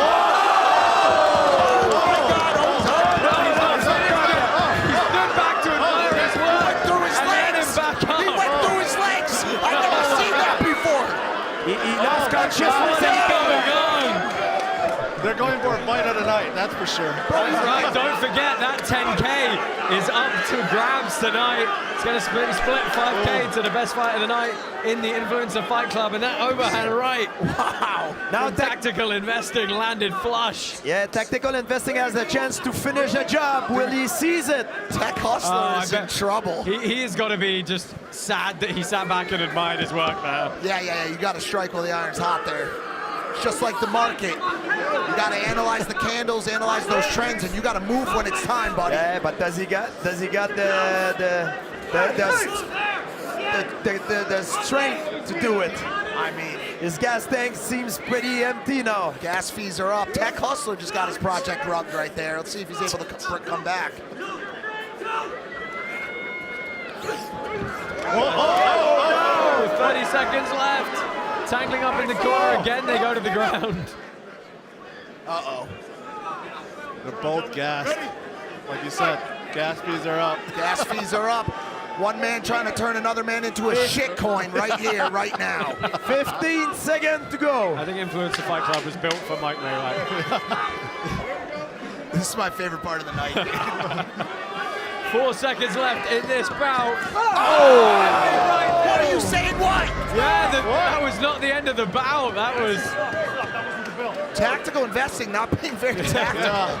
I think we're probably going to not see this go to a third round. I hope this goes to third round. Yeah, I'd like to see a third round. I would love to see it. Can we have like the token holders vote on it or some shit?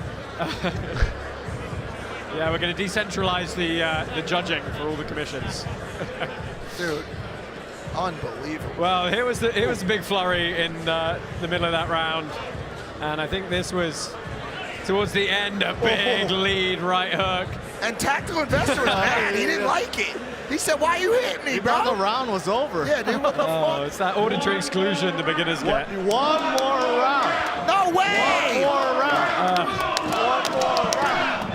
One more round. The crowd is screaming one more round. I don't think we're going to get it, though. We're going to get it.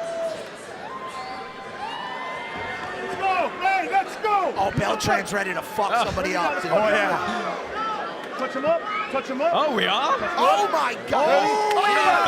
One and that. 1 minute. 1 minute. Third round on the clock. 2 minutes? I'm very confused right now. They up to the 2. Yeah, but you know, guys, we gotta give you respect because they did their homework. They still there, hanging there. That means they trained for it. They are in condition, and you know, of course you can't compare. But what is that? A giant I don't even know what that is. From the 10 TKO. Flying hip attack. The only time it would be okay to call these two men whales. Two whales fighting each other right now in the ring. In the pit. The pace is definitely slowed here, I think. I mean that in the nicest as a compliment. Well, minute left in this final round.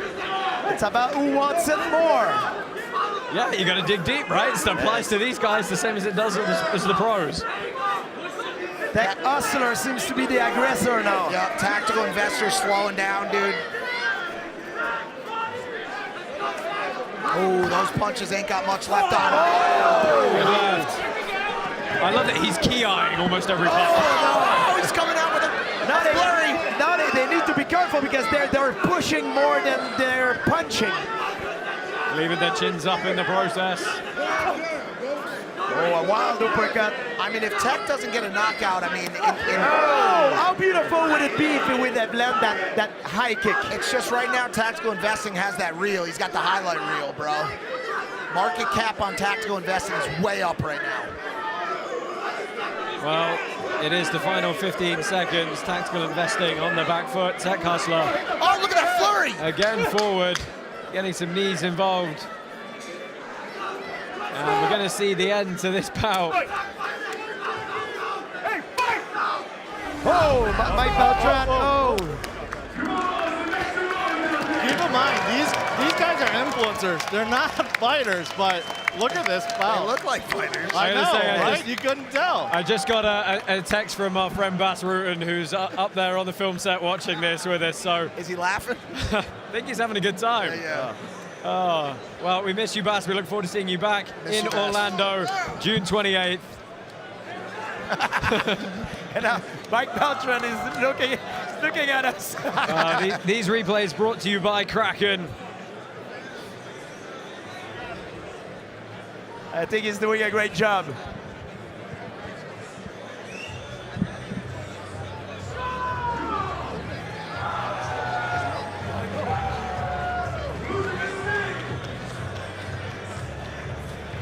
Well, we definitely don't have another round to go to, so we are going to get a decision here, and I think we all know it's probably going to the red corner.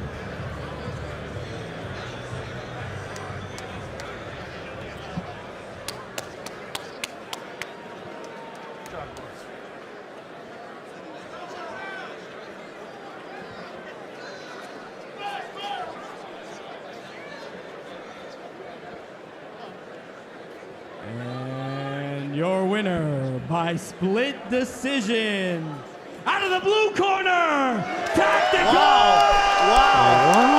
Investing! Wow. I guess. I think that's a surprise. That's a surprise. Usually That's a I'm pretty big good at surprise. guessing these things, but apparently I was completely All wrong. support from here, tackle from Surprising Galak. decision. I don't know what you guys think. Music. I mean, Josh, you agree with me or? No, I disagree. I think it was Taco very is clearly there right now, I just think. the red corner won that one. He's got the highlight. He's got the highlight. Let's go ahead, throw this up to Dean Thomas, get the word from our winner. Tactical Investing, you went out there, you did your thing. In the second round, you hit him with a right hand and you dropped him. Tell me what was going through your mind in that moment. Just one of those things, listen to my coach, a great, amazing coach, prior boxer. A lot of those techniques come from him. Shout out. What does this win mean to you right now? It just means now I have the title of TKO. What can we see next to you? I don't know. This was a once-in-a-lifetime opportunity. I don't know if I'll be back in, but this was amazing. Shout out to George from Mr.Zorro Z for making this happen. And shout out to Karate Combat. Shout out to yourself. Ladies and gentlemen, put your hands together for Tactical Investing.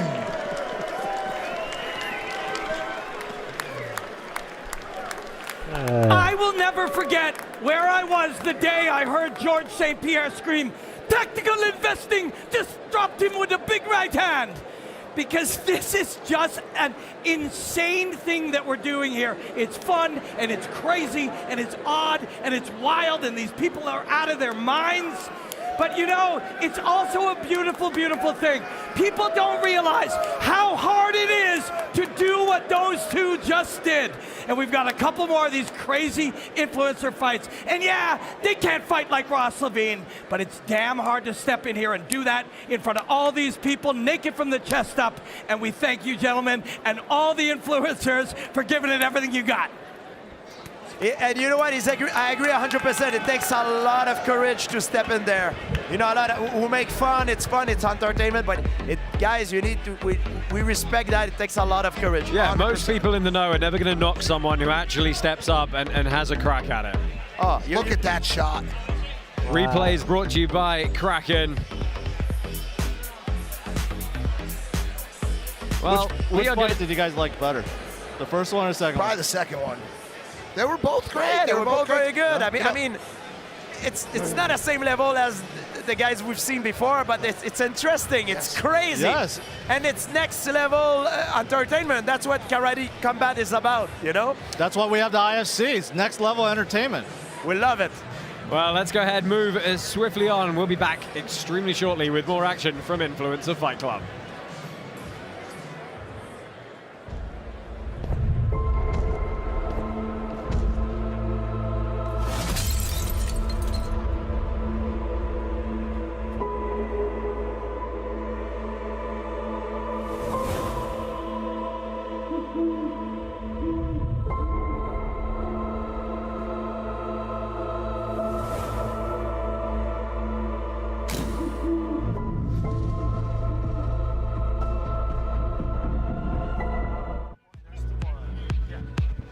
And here is our annual Up Only Gaming leaderboard brought to you by DeLorean. Our first season just concluded on May 12th. Congratulations to Karate Combat's #1 player for the year, Golden Otter, who earned 35 million Karate tokens, pitside passes, flights to Karate Combat events, exclusive merchandise, and much more. Rolling straight through, we've got another fight coming your way. And George, these are two ladies who certainly can fight. Yes. Man, just like the first female fight, this one is just going to be just as good. Ellie is actually a gamer. That's all she does is game and stream and really involved in the crypto space. Lauren is a wild card. Don't know too much about her, but she looks ferocious. Yeah, we can't really gloss over the fact that Ellie's had 14 Muay Thai fights and won 12 of them. Yes. So a decent bit of experience stepping in here. Let's go ahead, roll this one quick. This is Ellie Dempster and Lauren Sweeney. We've got Lauren Sweeney versus Ellie Dempster. Hey everyone, my name's Ellie. I'm a Muay Thai fighter out in Thailand with a proud record of 14 fights, 12 wins, and 9 KOs. With every fight that I have, I am dedicated to raising funds and awareness to Bandoi, an organization that rescues and protects children in northern Thailand. As I step into the ring today, remember that each punch I throw carries a much deeper purpose. Her opponent is Lauren Sweeney. Not much is known about her, except that she hails from Hawaii. Perhaps she has hands like Holloway. Stay tuned to find out.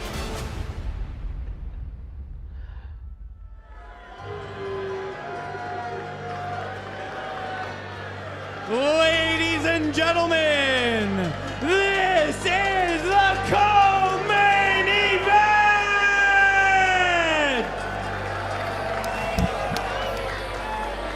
Introducing first, fighting out of the blue corner, Lauren Sweeney!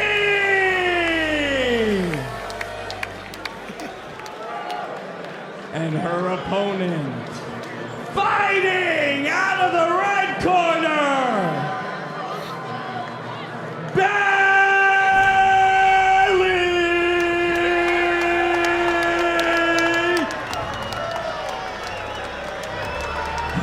We welcome Ellie Dempster, currently based in Thailand. Bro, these people are way too athletic, bro. Where are the fat people from the last fucking fights, bro? Like, I'm fat, so I want to see other fat people. We're gonna, Mike, you want to get in? Well, George just offered me 100 G's to fight somebody off ICF1, whatever it's called. Bro, for the low fee of 15%, I will train you for it. I need both you and GSP. All right, let's go. I need both you and I'm going to be Let's go. completely honest, I need more than 100K, unfortunately. So a slight underdog with our token holders is the 27-year-old Canadian Ellie Dempster. Which is interesting considering she's the one we know has the actual fight experience. Lauren does too, but it's a wild card.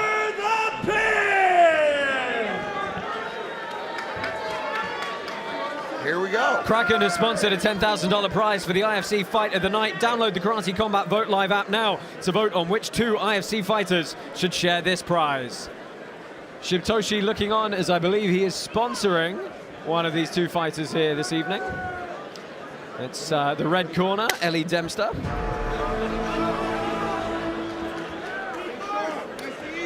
She opens with the low kicks early. Lauren Sweeney described herself as a coach with Muay Thai and Jiu-Jitsu experience. Oh, nice right hand. Oh, nice outside trip. Stand up, please. Stay on your feet one knee, okay? Okay? Okay, ready? Right. Another right, nice right hand. Oh! Big right hand drops her. The flurry comes up. Mark Goddard stops himself from stopping it, and she's back to her feet, delivering knees from the clinch. What a recovery. On the wall. Stop. Goddard thought about it for a second.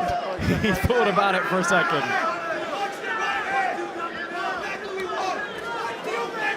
Big wild shots here in the middle of the pit. Oh. What? Oh!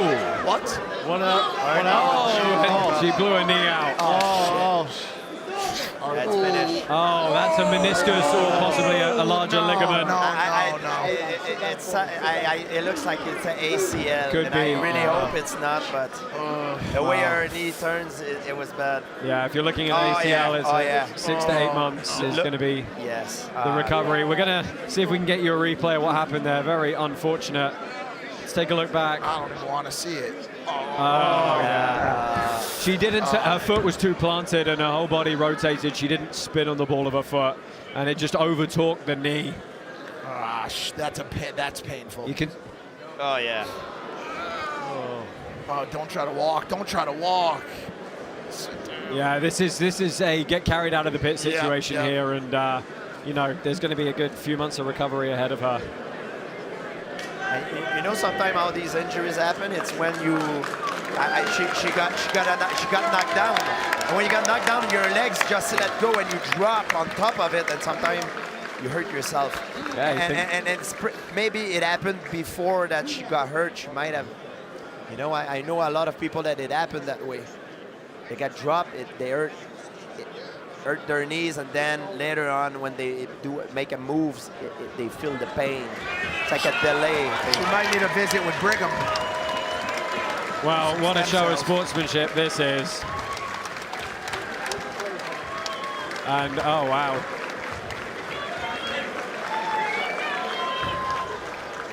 Oh man, she's got to get off that foot. That's nice. That's nice.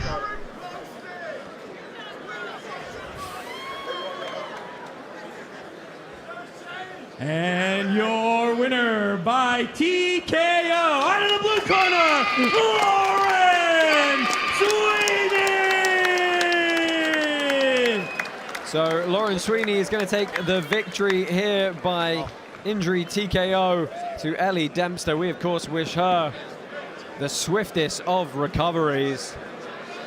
And that was just an unfortunate turn of events. Man, that's not the kind of fun I want to see on these IFC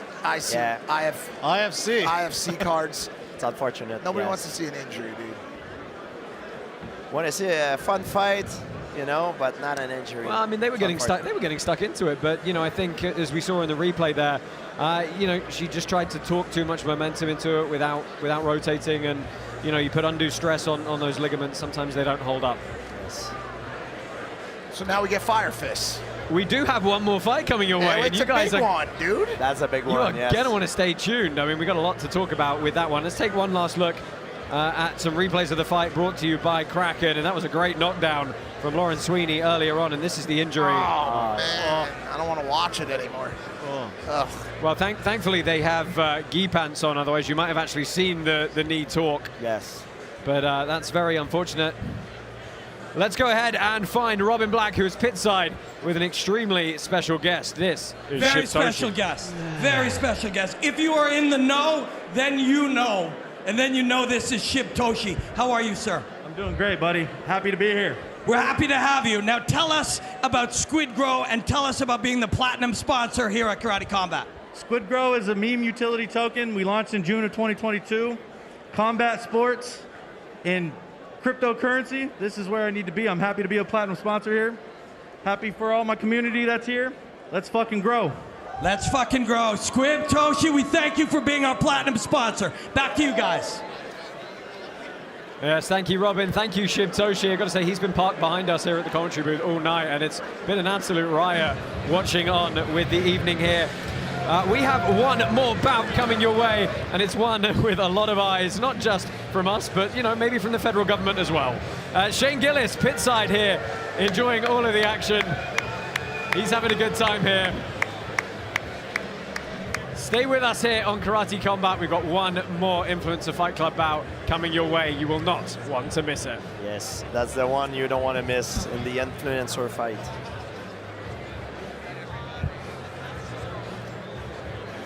As a driver, you want to call the shots, but you need the right team and tools. Kraken Pro makes trading simple and powerful. Customize your dashboards, track market trends in real time, and execute trades with ease. With top-notch liquidity and healthy order books, Kraken Pro is the go-to place for professional traders. It's here to take your trading game to the next level. Trade smarter with Kraken Pro.